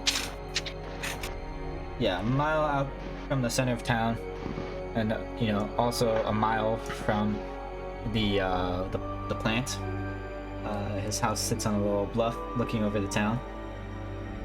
So Deputy Androzy turns the corner and he starts driving up the hill. It gets a little bit rough, not too rough for Merv, but drives you up, and you see it's very like pretty neatly taken care of house. It's a small house. It looks no more than 900 square feet, but it's, you know, very well landscaped. You know, he's got a couple desert plants out front. He's got nice brickwork. It's all perfectly clean. There's no you know, no dirt on the windows, nothing. Like perfectly paved you know, porch. Everything looks super nice and clean. Even though he's been dead now for 2 months, it's still like in pretty good condition. Did you pull up just outside of the house? And Josie, you know, opens his door. He steps out the car. He just raises his hand, points to the house. Here it is. That's a house. Pretty nice house. That's where old Cliff lived. Again, I'm not sure you'll find anything, but here, I should probably get the key. And he pulls out a little key ring. He's slipping through it. So, what is it you guys, when you're investigating, what is it you guys look to find? As he says, as he's, you know, walking around the car, walking towards the door. Like, what are you even gonna find in the house here? I eye him suspiciously. Why do you ask? Well, you know, we don't get too much action out here, and I'm not planning to be in your county forever. I was hoping to maybe move on to, you know, a bigger station somewhere, and I want to learn more. I got some tips for you, partner. Come on, mosey on over here. So you want to learn about what their interests, hobbies are. You know, maybe they got something dangerous on the side you need to know about. Maybe they're pushing drugs on the side. I don't know. Or Do you think he's pushing drugs? nah, I don't. This Cliff fella, nah, not him. But in general, when you're working in a bigger city, that's something you got to keep in your mind. Oh, okay, okay. And in a situation like out here, important to figure out relationships people have, non-public relationships too. You know, those private ones can get messy sometimes. Messy enough to run a bobcat over somebody even. Thought we just need to figure something out like that. Well, Cliff pretty much kept to himself. You know, he's an outsider. He actually isn't from Hellbend originally, but you know, he was always a friendly guy. I guess maybe friendlier to some than others. I suppose is that what you're implying? Yeah, you Where never was he know. from originally? Behind closed doors, what people do, I don't know, but you got to know about it sometimes. Where was he from originally? That would be in your case notes. He is from Detroit. What about Maybe Miss he is Lucille? pushing drugs coming from a city like that. Lucille is from LA. She was also not from here, but Emily is born and raised in Hellbent.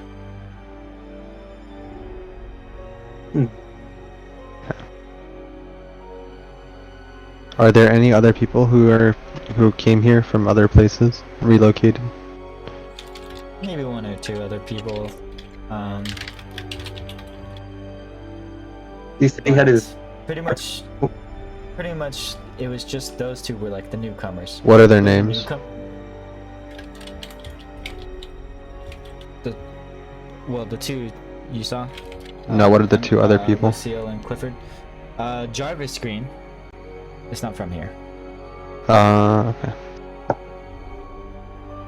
Those are the only ones that Androzy can say off the top of his head. Jarvis, he was from New York or New Jersey, something like that. He just moved out here to help run the gas and sip a couple years back. Who else? So Jarvis and Just those three. oh, Jarvis is the only other person. Yeah, he's the only person that Androzy can remember. Like, maybe I'm pretty sure there's no one else. Just Cliff, Lucio, and Jarvis. I think that's about it. You said Cliff had preferences on people? What kind of preferences? Well, I don't know. I think that's what Agent Sherlock was saying might be going on. This Jarvis, has he been okay recently? He's been behaving normal, nothing out of the ordinary. Yeah. You know, I don't know. I think some of these older folks aren't big fan of his his looks. He's got some wicked hair, but other than that, he's a good kid. He runs the gas and sip well. I found it. He got the key. Puts it in the door. Have there been reports of increased drug use with these outsiders coming around here? Maybe like hallucinogenic reports or something like that? This is... Well, I don't like to speculate, but some people would... Well, maybe not necessarily drug use, but things that might be parallel to it, I think, people here aren't used to people from outside. They see Jarvis and his, darker skin and his, thick hair. I hear that. I think he might be bringing drugs around. I don't like to, we haven't ever found anything. Okay, I'll keep that noted. Maybe he needs to be someone we talk to then. Could you do me a favor, just between us? You being an aspiring detective and all. You see, the only connection we see here right now between the victims is they're not from around here. Maybe someone with a vendetta against outsiders could be targeting people not from the area. Now, of course, this is all just conjecture. Nothing is true. But I am a little worried about this Jarvis. Could you maybe check in on him every now and again? Nothing weird. Nothing. Don't be strange about it. Just regular checkups every now and then, making sure he's okay. Nothing out of the ordinary is going on with him. Yeah, sure. That would be great. Yeah, we would. We'd love to talk to him as well, but between checking the homes and checking the scenes of the crime, we won't get a chance for a couple days, maybe. Oh, I was kind of hoping to tag along with you guys, see if I can learn some things about how you investigate.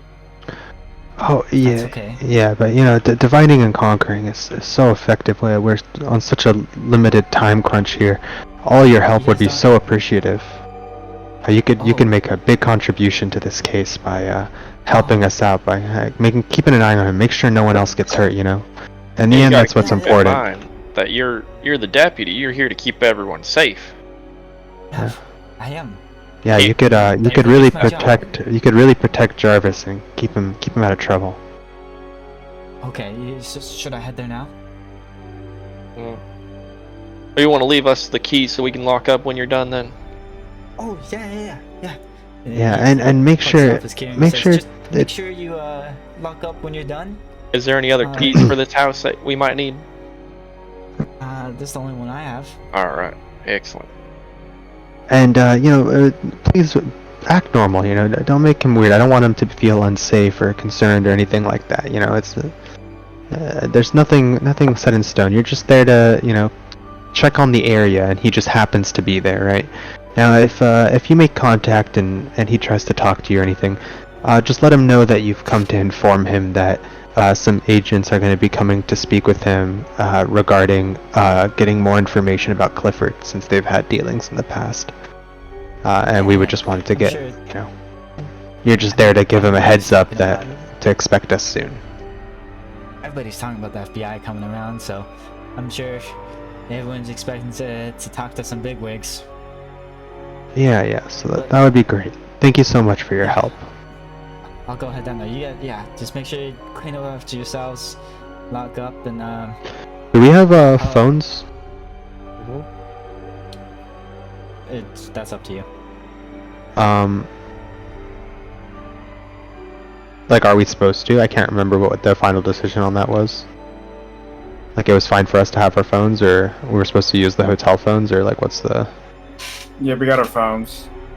Okay, then yeah, I give him my number. I say, you know, if anything comes up, please call me. Don't do anything rash or act on your own. Yeah, sure. Strength Yeah, in I'll numbers and all give you a that. call if I see anything. That'd be great. Thank you so much for your help. You're doing great work. And you can see he's beaming. He's very excited. He's got a pep in his step as he walks back to his car. And he drives off.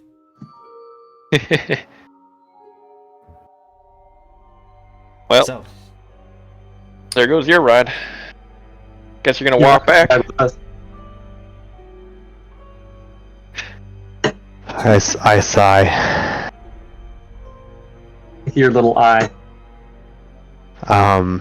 I start looking around the house, looking through his things, seeing if I find a Geiger counter specifically, but otherwise just in anything strange, like out of the ordinary. let me find something first. I just start snooping through his house. And I tell everyone, like, please keep an eye out for a Geiger counter. We don't, we found radiation on his body. We gotta be careful. Yeah, sure, whatever, partner. Yeah, good count. So, let me see. Do you have this?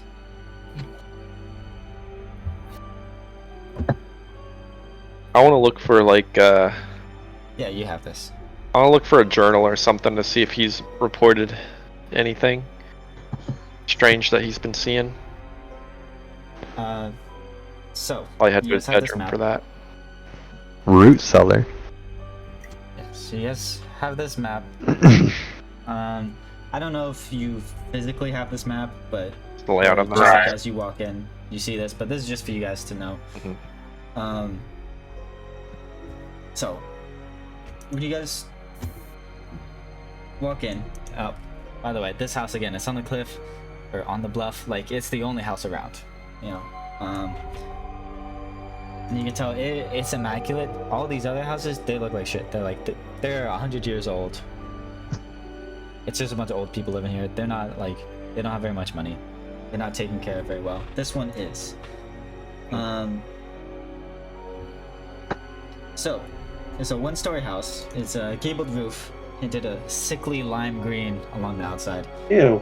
Pretty low attic, low ceilings. There's the grass by now is all brown and dead up front. He did have grass. There's a small hand-dug root cellar, around out back, hand-dug. But yeah, you guys, first thing you do, you walk in the front door, and you see it is perfectly clean. It is, in fact, it's even pretty sparse. As soon as you walk in, he has, a small sofa. He's got an old, CRT TV, low coffee table, but it's perfectly clean. There's no coffee stains on anything. There's some dust now because he's been dead for 2 months, but everything's placed very neatly. There's no old newspapers lying around. There's no cups laying out. It's all perfectly clean.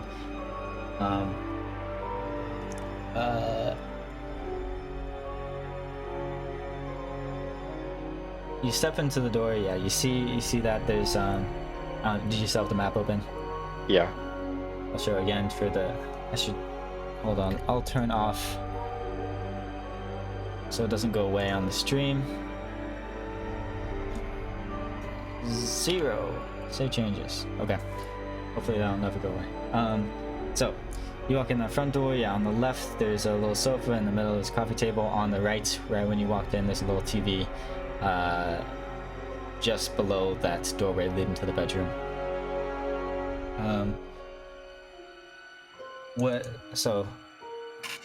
Monroe's looking for Geiger counter and stuff like that, but what are the rest of you keeping your eyes out for? What is the main things you... I just go into his bedroom and I just start looking through shit. I'm nosy. Okay. I'm looking for like a journal or notes or anything, maybe of things he's seen recently before his death, or any kind of recordings that were recent, like the month or so leading up to his death. Okay. Oh, and it did go away. Hopefully, this one won't go away. What about the professor?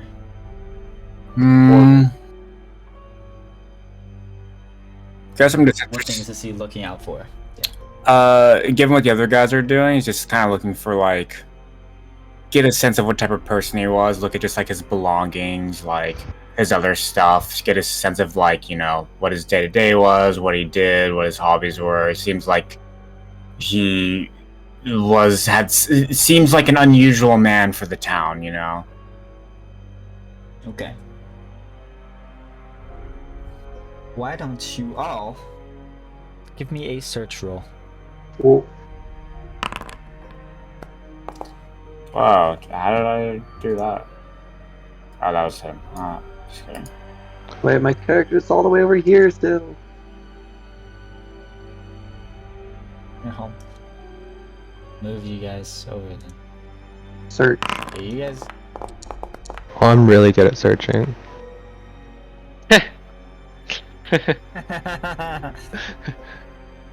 You're actually really bad, and you did even worse. Oh, there I go. Just sliding across the screen. There, you're at Cliff's house now.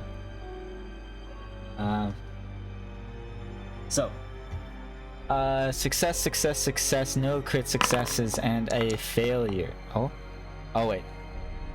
Yeah, 3 successes and a failure. Okay. So, you guys walk in. Delane does not realize this. The rest of you notice immediately. Everything is clean. You guys, Yeah, I noticed that. right in the living room, perfectly clean.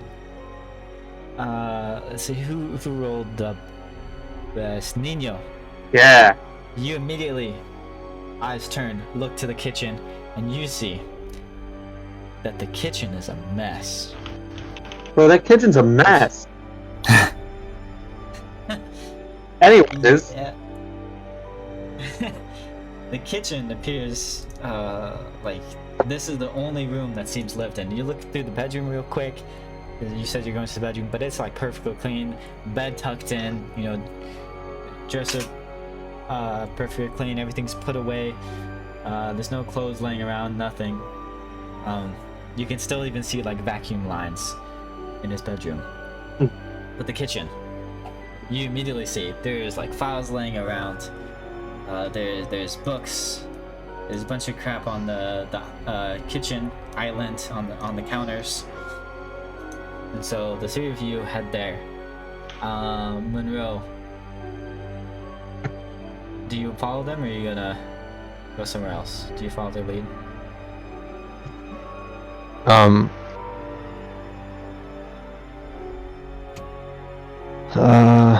I see them like catch on to something and like start heading somewhere specific. Like They what? walk into the kitchen because you guys immediately they searched and they saw nothing in the living room, nothing of interest in the living room, nothing in the bedroom, I nothing like in the that bathroom. Like, it took the highest search roll to check one of the 3 rooms in the house. well, no, I'm just saying like immediately Okay, you knew okay. like that's the only room that's gonna have anything in it. Got it. Don't worry, I'm gonna use your rolls for what you actually find, but like. Okay, I follow them. If it seems like they've done a good job searching, Yeah. because I know I'm not very good at finding things. So So, in the kitchen, again, it is a mess. It's the only room that looks like he'd ever spent any amount of time in. There's a sign over the stove saying, "You don't have to be crazy to live here, but it helps." There's his fridge is closed, but on the counter there's a bunch of cans of canned meat and chili. There's boxed noodle dishes, hamburger helper, Wait, stuff like wait. that. Kevin, when you put Yes. that cup to your lips, because of the way it's designed, it looked like they were like bleeping out your mouth because you said a swear word. Because of the Yeah. Does it wear like glass thingy? Yeah, it was like right at the angle you had it, like when it was like looks like slightly a tilted stencil up. ship. Yeah. What angle something was like- it? It was like a split second, and then you turned, and it was gone. Anyway, Gotta watch the stream replay. Watch the instant replay. I need to get bleeped out more often. Honestly, it's for the best. somebody clip Yeah. that. Clip it. Clip that. Clip that. Clip that. So,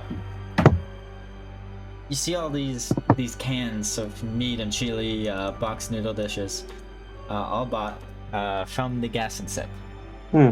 Again, that's the only place to get food. It's the grocery store and the only place that cooks food. This only restaurant. It's also the only place to get gas or a drink. However, you scan through those quickly. You see, some of them are expired now. There's like just a can of tuna like left open. Aw. It smells gross. But Does the house smell because of that? yes. Okay. That's gross. Yeah. There is a dining table in the kitchen as well. On the table, there is a pair of gloves, 2 books, a notepad, a map, a boombox, and a series of tapes. Like cassette tapes? Yes. And no So, no Nino- Geiger counter anywhere that we've seen. Not that you've seen. Nino, Yes. you rolled the highest. What do you look at first? I want to check out the cassette tape. Cassette tapes. Do we have a way to play the cassette tapes? Yes. I want to play the cassette tape. There's a boombox. Oh yeah, huh? Yeah, put it in the boombox. Okay. So there are 24 cassette tapes strewn about the kitchen table next to this very ancient boombox. Each tape has a chicken scratch label, on the little paper on it, written Monty Int, followed by a number. There's 24, so Monty Int 1, 2, 3, 4, 24. There's no date on it. Which one do you? Hey, I guess the first one.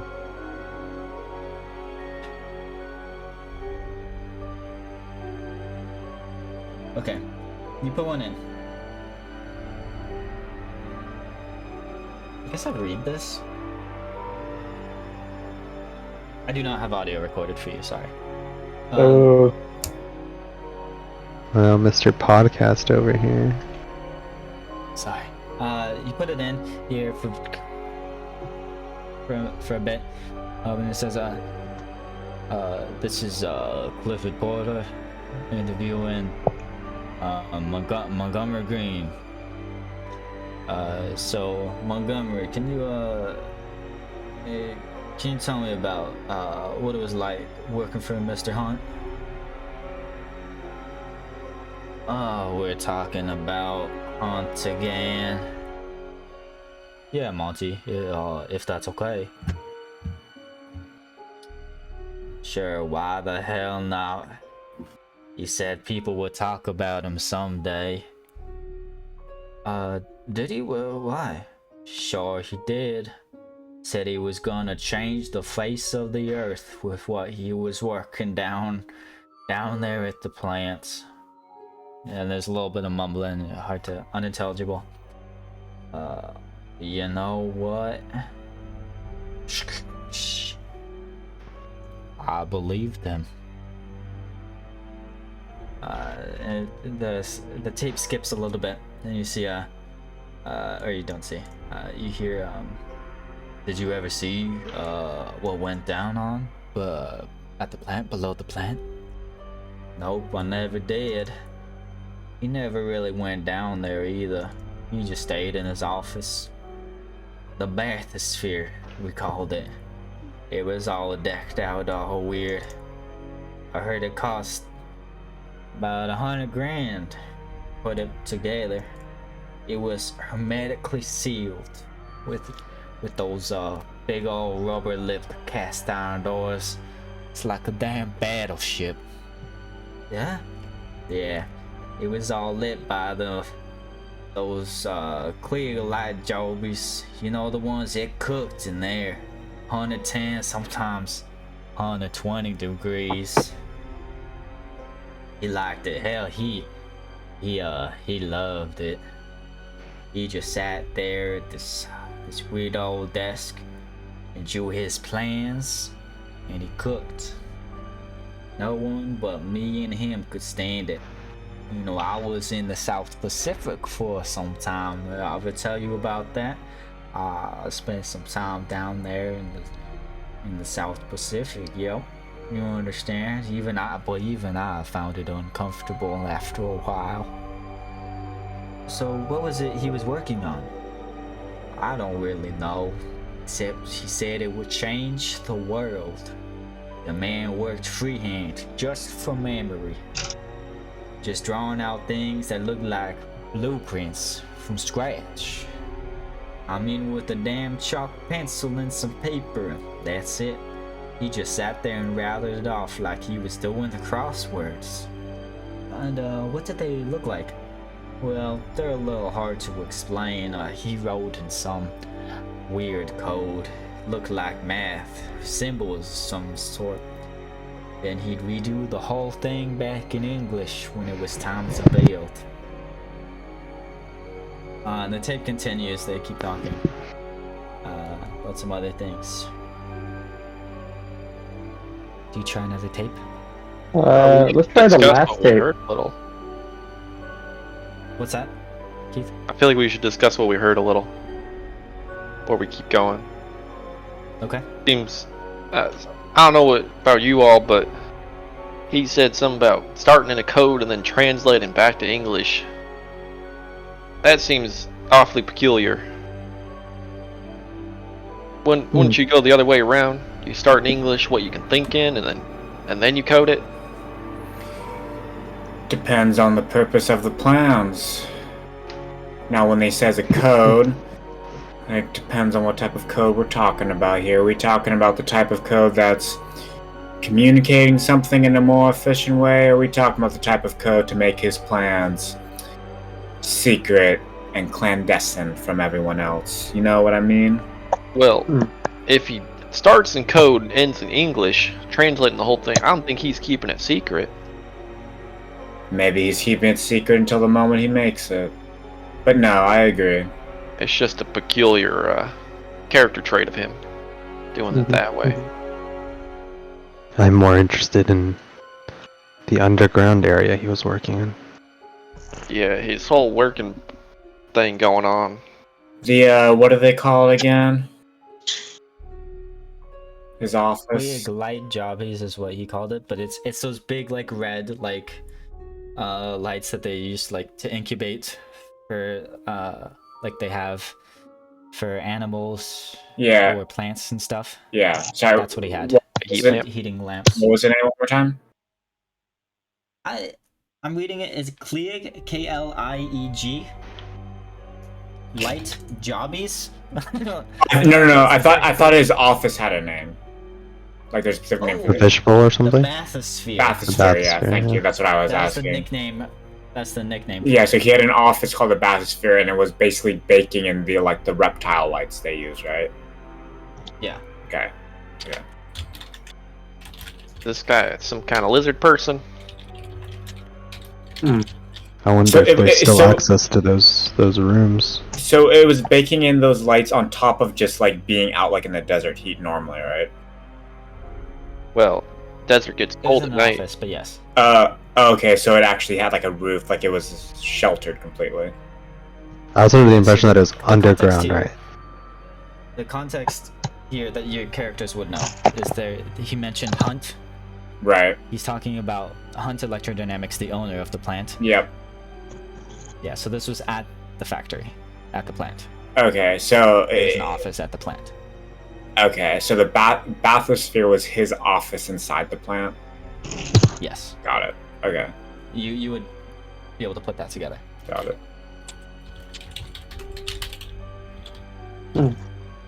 Let's try the last tape now. Yeah, we can carry on. The last tape. Okay. Did he ever go outside? Once or twice I seen. He wore these old goggles, big light goggles with a blackout glass when he went. Yeah? Yeah, he could just see just fine in the dark. We walked around after hours sometimes in rooms surrounding his office in the dark. So, he wore them whenever he was in sunlight? Yep, he liked heat, he liked the lamps, but something about the sun bugged him. Not his skin, just his eyes. There's a little bit of a skip in the tape. So, you said he didn't like blood? You said something about that earlier, right? Oh, yes. I cut myself once while preparing his lunch. When I walked into the tub, there's a little cut in the tape. Clifford's voice comes in. The tub means Hunt's office. And he goes back. He got up and started screaming at me. He was really, really mad, like really PO'd, you know what I mean? He stood away from me like it was catching. What was he yelling? Well, for me to get out, to come back later, that he wasn't hungry, that my blood had made him sick. So were you bleeding a lot then? Well, that's the thing. I didn't bleed hardly at all, just a prick on my finger. The finger was wrapped in gauze already. So, you saw the bandage then? No. I had my other hand with the cut behind the door. You couldn't even see it. So, how did he know then?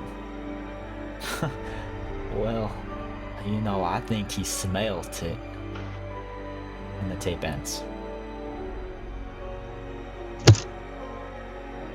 Alright, that's a little weirder. That's a very weirder. Vampire. So is he a lizard? That's what I'm getting from this. Now, it's not that much an anomaly that a titan of industry like Han or any other man who is very well prospering in life has some idiosyncrasies, but even by those standards, this is quite bizarre. I don't think it's odd that somebody in power might be a lizard person, personally. I agree with you. Oddly enough, a lizard person is a rather succinct way to put it. I buy it. My Facebook group's been talking about it for a while, actually. But a lizard person who has to shade his eyes from the sun strikes me. Maybe he's like a cave lizard. One that doesn't see the sun very often, so he gets ultra sensitive to it. Cave lizard, huh? I know a rat like that. That's why he stays underground all day. Just his own modern cave, really. Arthur Hunt, a human cave lizard. Wait, do you think if he's a lizard guy, that means he sheds his skin, right? Do you think if we go there, we'll find shedded skin? I've never seen a lizard person myself. I've just heard rumors about him. Oh, okay. Can you put in the second to last one? One other thing that we're kind of skipping over entirely here is the fact that Porter is going around questioning about Arthur Hunt. Not to mention that Porter himself is not a native of the city.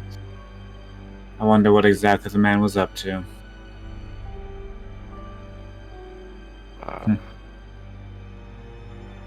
Yeah, put on another tape.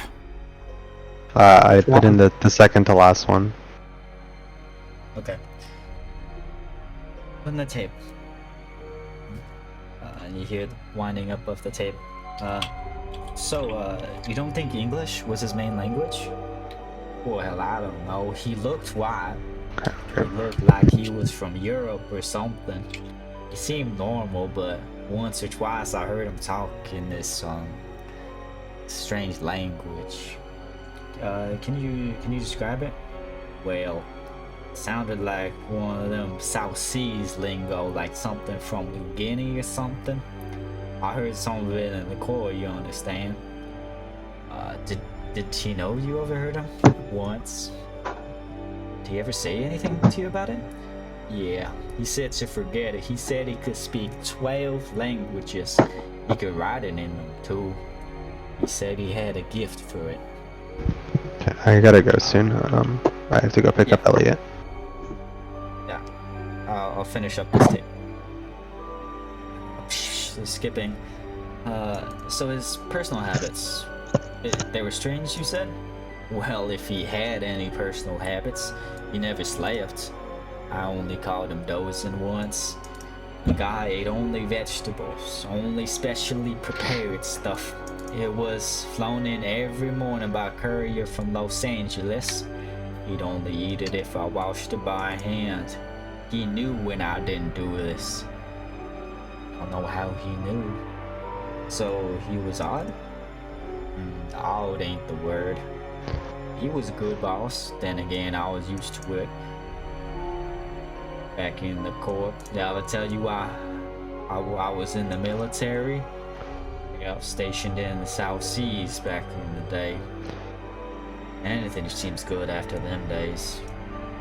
So he was a good boss. Oh yeah. Do you think you can go into that a bit more? Oh sure, I mean don't get me wrong, he hated everyone. All the guys who worked for him. He never once said a kind word to anyone. Conversations with him were always about 3 sentences or so. He'd ask you a question, you understand, you'd answer, and then he'd berate you. But he was always right, and he rewarded loyalty and consistency. I had that stuff down from my training back in the military. Did I ever tell you I worked in the military? Yep, I was stationed in the South Seas. I did everything he asked, down to the letter.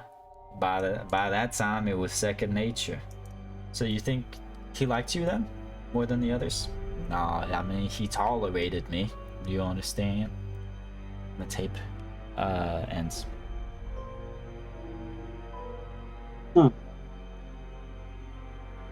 So we only eat vegetables.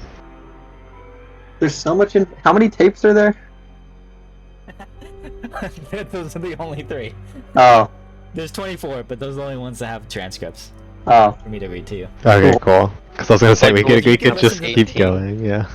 You can listen to them all, but these are the only ones that have any interesting information. Okay. Okay. So he only ate vegetables. So I know what we're doing next session. We're listening to all. You're gonna make me make up 24 tapes. I thought you said we could listen to all of them. You can't, but there's nothing. Okay, because I thought all 24 were gonna have something, and I was like, just send us the transcripts. We'll read it on our own. I have the transcripts I could send you. I figured it'd be more fun to read them. True. Yeah, if you want to send them No. too after we've listened to them, that'd be nice. Yeah, I'll send you guys the transcripts. Okay, thank you. Do I find a Geiger counter? You do not, Nowhere. but relax. But as you're looking around, right? I mentioned there were gloves, 2 books, a notepad, a map, a boombox, and a series of tapes.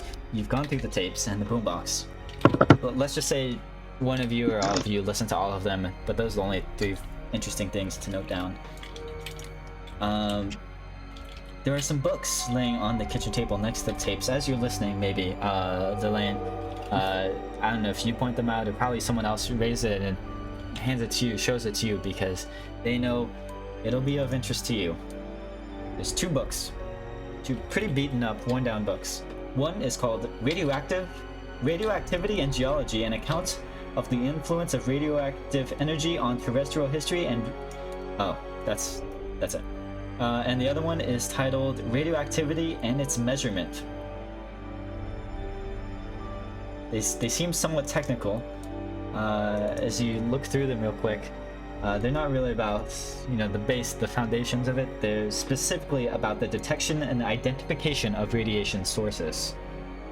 They seem to be pretty well read. Maybe there's scribbles in the sides of it. Nothing stands out to you, but these are about how to detect and measure radiation. Yeah, and he doesn't have a tool that does that anywhere. You don't see one. I go to the root cellar. Go to the root cellar. How do you do that? Because we haven't seen it anywhere in the house, right? Like we've looked through drawers, we've looked through cabinets, like nothing. Okay. You don't see a Geiger counter. I said, perhaps we should check his cellar. Maybe he was hiding something of interest there. Well, let's flip through his notes real quick before we go anywhere. Maybe he'll point some out for us. Yeah, maybe he was hiding some lizard people down there. If you go to his, there's a notepad there. Mm-hmm. You go through the notepad. You see battered and looks like it was waterlogged, but it's dry now. Notepad on the kitchen table. There's hundreds of pages of notes. Most of them are legible, or most of them are not legible.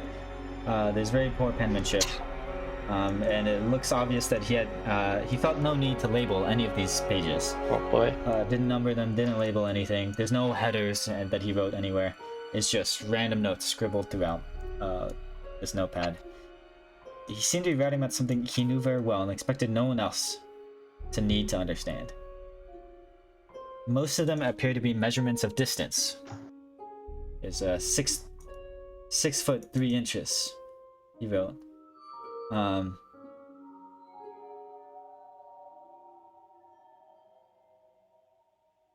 When you compare this, you also see a map next to his notepad, and you see there are some similar numbers scribbled on the map. A careful comparison of the notepad to the map finds some identical measurements on both. There's less obscure notes like machine parts, gold, silver, and the word radioactive? Question mark? The last page shows a simple drawing of what looks like an odd pool, with sockets in the border surrounding it. Wavy lines are drawn in the center of the pool. And there is a map. Ooh. A map. Where's the map? Let me find the Come on out, map. But of what? It's a hand-drawn map. Let me find the map. Make sure this is the right map I'm showing you, not a secret. Okay. Yeah, okay. Hand-drawn map. Fashioned with great care. It shows what appears to be...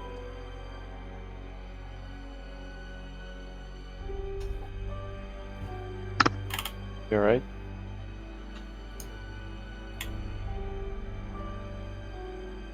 Okay, yeah, this is the right map. I thought I showed you something wrong. There's several roads or passages from a bird's eye view, all surrounding a large central circular location.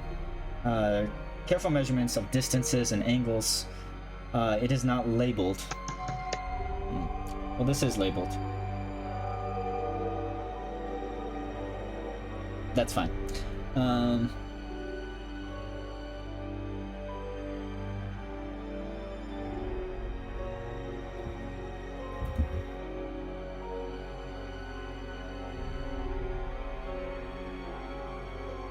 Yeah, this is what you see.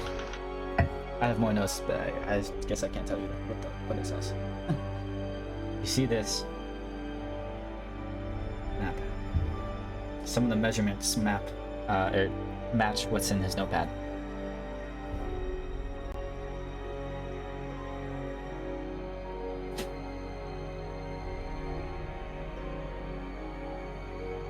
I can't read what that says. Am I supposed to be able to? Electrodynamics plant. 2.3 miles to Helburn. Cement. I don't know. Ruins. Sinkhole. Yeah, it says. Master site. Can you open it again for me, Keaton? I accidentally closed it. 8 I miles. believe that says murder site. What? I'll let you know that that is not a note from Cliff. Oh, okay, that's our note. Yeah, sorry. That is not written there. Why is this? Yeah, it's like this thing's so difficult to read. Yeah, sorry, I don't know. Ruined It's fine. fence. It's fine. Miles to the what? Culvert. 0.08 miles to the culvert is what it says. What is that? Do we know? Culvert, Do we know? if you don't know what it is, that's like yeah, you guys who know, it's, you know, like the sewage things, like the big, you watch It, is like the big Okay. sewage pipe that's like on the side of the dirt. It's where it drains out. Oh yeah. The Yeah. end of a Like you can storm walk drain or into it. something. Yeah, but like the really large one. Yeah, that you can can walk inside into. it. Like Teenage Mutant Ninja Turtles kind of stuff. Yeah, that's a culvert.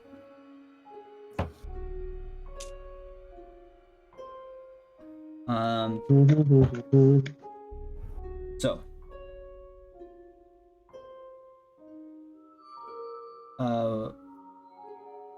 Yeah. I think we need to wrap up now. Just about now. But let's get inside of each of your minds real quick. What is Nino thinking when he's hearing these tapes, seeing all these things? What is he thinking Thinking inside? this is fucking weird. This is some lizard people shit. He's never been much of a conspiracy theorist, you know, aside from the people following him. But those people are real. But now he's starting to think that maybe there is more to this. Maybe the soup people are lizards as well. I know. It all comes together. Why does every character I play have some relation to lizards? Good question. I think you have to look within yourself for that. Are you able to answer me? I'm assuming this is not at all similar to whatever previous spooky stuff my character came across. Or if not able to answer, then fine. But I don't. it's Do I know what spooky stuff your character came across? no. We just said we'd figure it out later. Then I won't answer. I'll talk to you later about that. Okay. Well, then I won't take it approach from that perspective then. But I mean, fucking, I don't know. I guess Corbin's probably gonna be thinking what I'm thinking, which is shit's really fucking weird, dude. I think this. Yes. Okay. Yeah. It is not. Okay. Yeah. I feel like I could safely say that, even not knowing what it was. Okay. Yeah, it is not. Okay. Then the way that I'll put it then is. So yeah, Corman's came across some spooky stuff in the past, so now this being something totally different and also just really fucking weird is just like, alright, that's just wondering how far the rabbit hole goes, you know, basically. So that's the first thing. The other thing is I think the language aspect is pretty interesting to him as well too. Thinking that's probably not like a normal human language. So I think he's interested in research more into that too. Okay. What about Merv? Well, Murph said it all already. He thinks he's a lizard person for sure. He's got heat lamps to keep him warm at night. He's got his goggles to go out during the bright light. And the language, I mean, Corbett already said it, but Murph pointed out earlier that it's weird that he starts in a coded language and switches to English. It doesn't make sense to him. It makes sense to go from English to a code and then to destroy the English. But he's basically doing the opposite. He also can just make up plans immediately. He's got to be some kind of a genius to do that. Right? Like his blueprint thing, he just kind of comes up on it on the cusp, it sounded like. Yep. Maybe he's getting That's what Montgomery said. alien knowledge beamed into his brain. Yeah. He's got the mothership Maybe. feeding him information through his brain chip. Yeah. As it goes. And what is resident chemist Delaney Monroe thinking? I'm worried more and more now that going to the scene of his murder will have radiation, especially with these all this book on radiation, and having found it on his body. And I'm starting to get curious of whether or not the underground area where his his hideaway is still intact. Maybe he was looking for a way to get underneath the facility, like dig it up. And maybe he did, and maybe something was down there. Maybe. Okay. We will leave it there. It's you guys investigating Clifford Porter's house. We still have a few things to dig through, but these tapes already are revealing quite a bit of information. Kind of in character, I'm starting to suspect that, he used the machine to dig up the underground area, which was what's-his-name's office, and that guy was still down there, and clearly hungry for blood. Ooh. But how did he get from, where he is to all the way where she died? That's the big mystery, is how she died so far away. She did die in the middle of the night, by the way. She went missing in the middle of the night. If that matters at all. Okay, we will leave it there. Hopefully next session we'll be able to get to a faster start. You guys aren't We don't get a down critical in the middle failure of the this desert. time. Yeah. No crit fails driving to this guy's house. Luckily. So hopefully you can So I have to leave the Actually house start- though. Yeah, you have to leave the house. You can start working on the case finally. Alright. All right. Thanks for joining us, Kelth. It was good. Hope you enjoyed this session. We'll be back for you in a month now. Not the 7 weeks it took. We'll be right back here. Sometime first weekend of July. Is that the 4th of July? It is kind of. 4th of July's on like a freaking Tuesday or something. It's on Tuesday. So I'm thinking July 1st or 2nd. That's Saturday, Sunday, sometime that weekend. Mhm. If not, whenever. Maybe the weekend after that. Spooky storyline, Kelth. I agree. Alright. I will see you guys another time. Great investigating with you. GG's. Peace.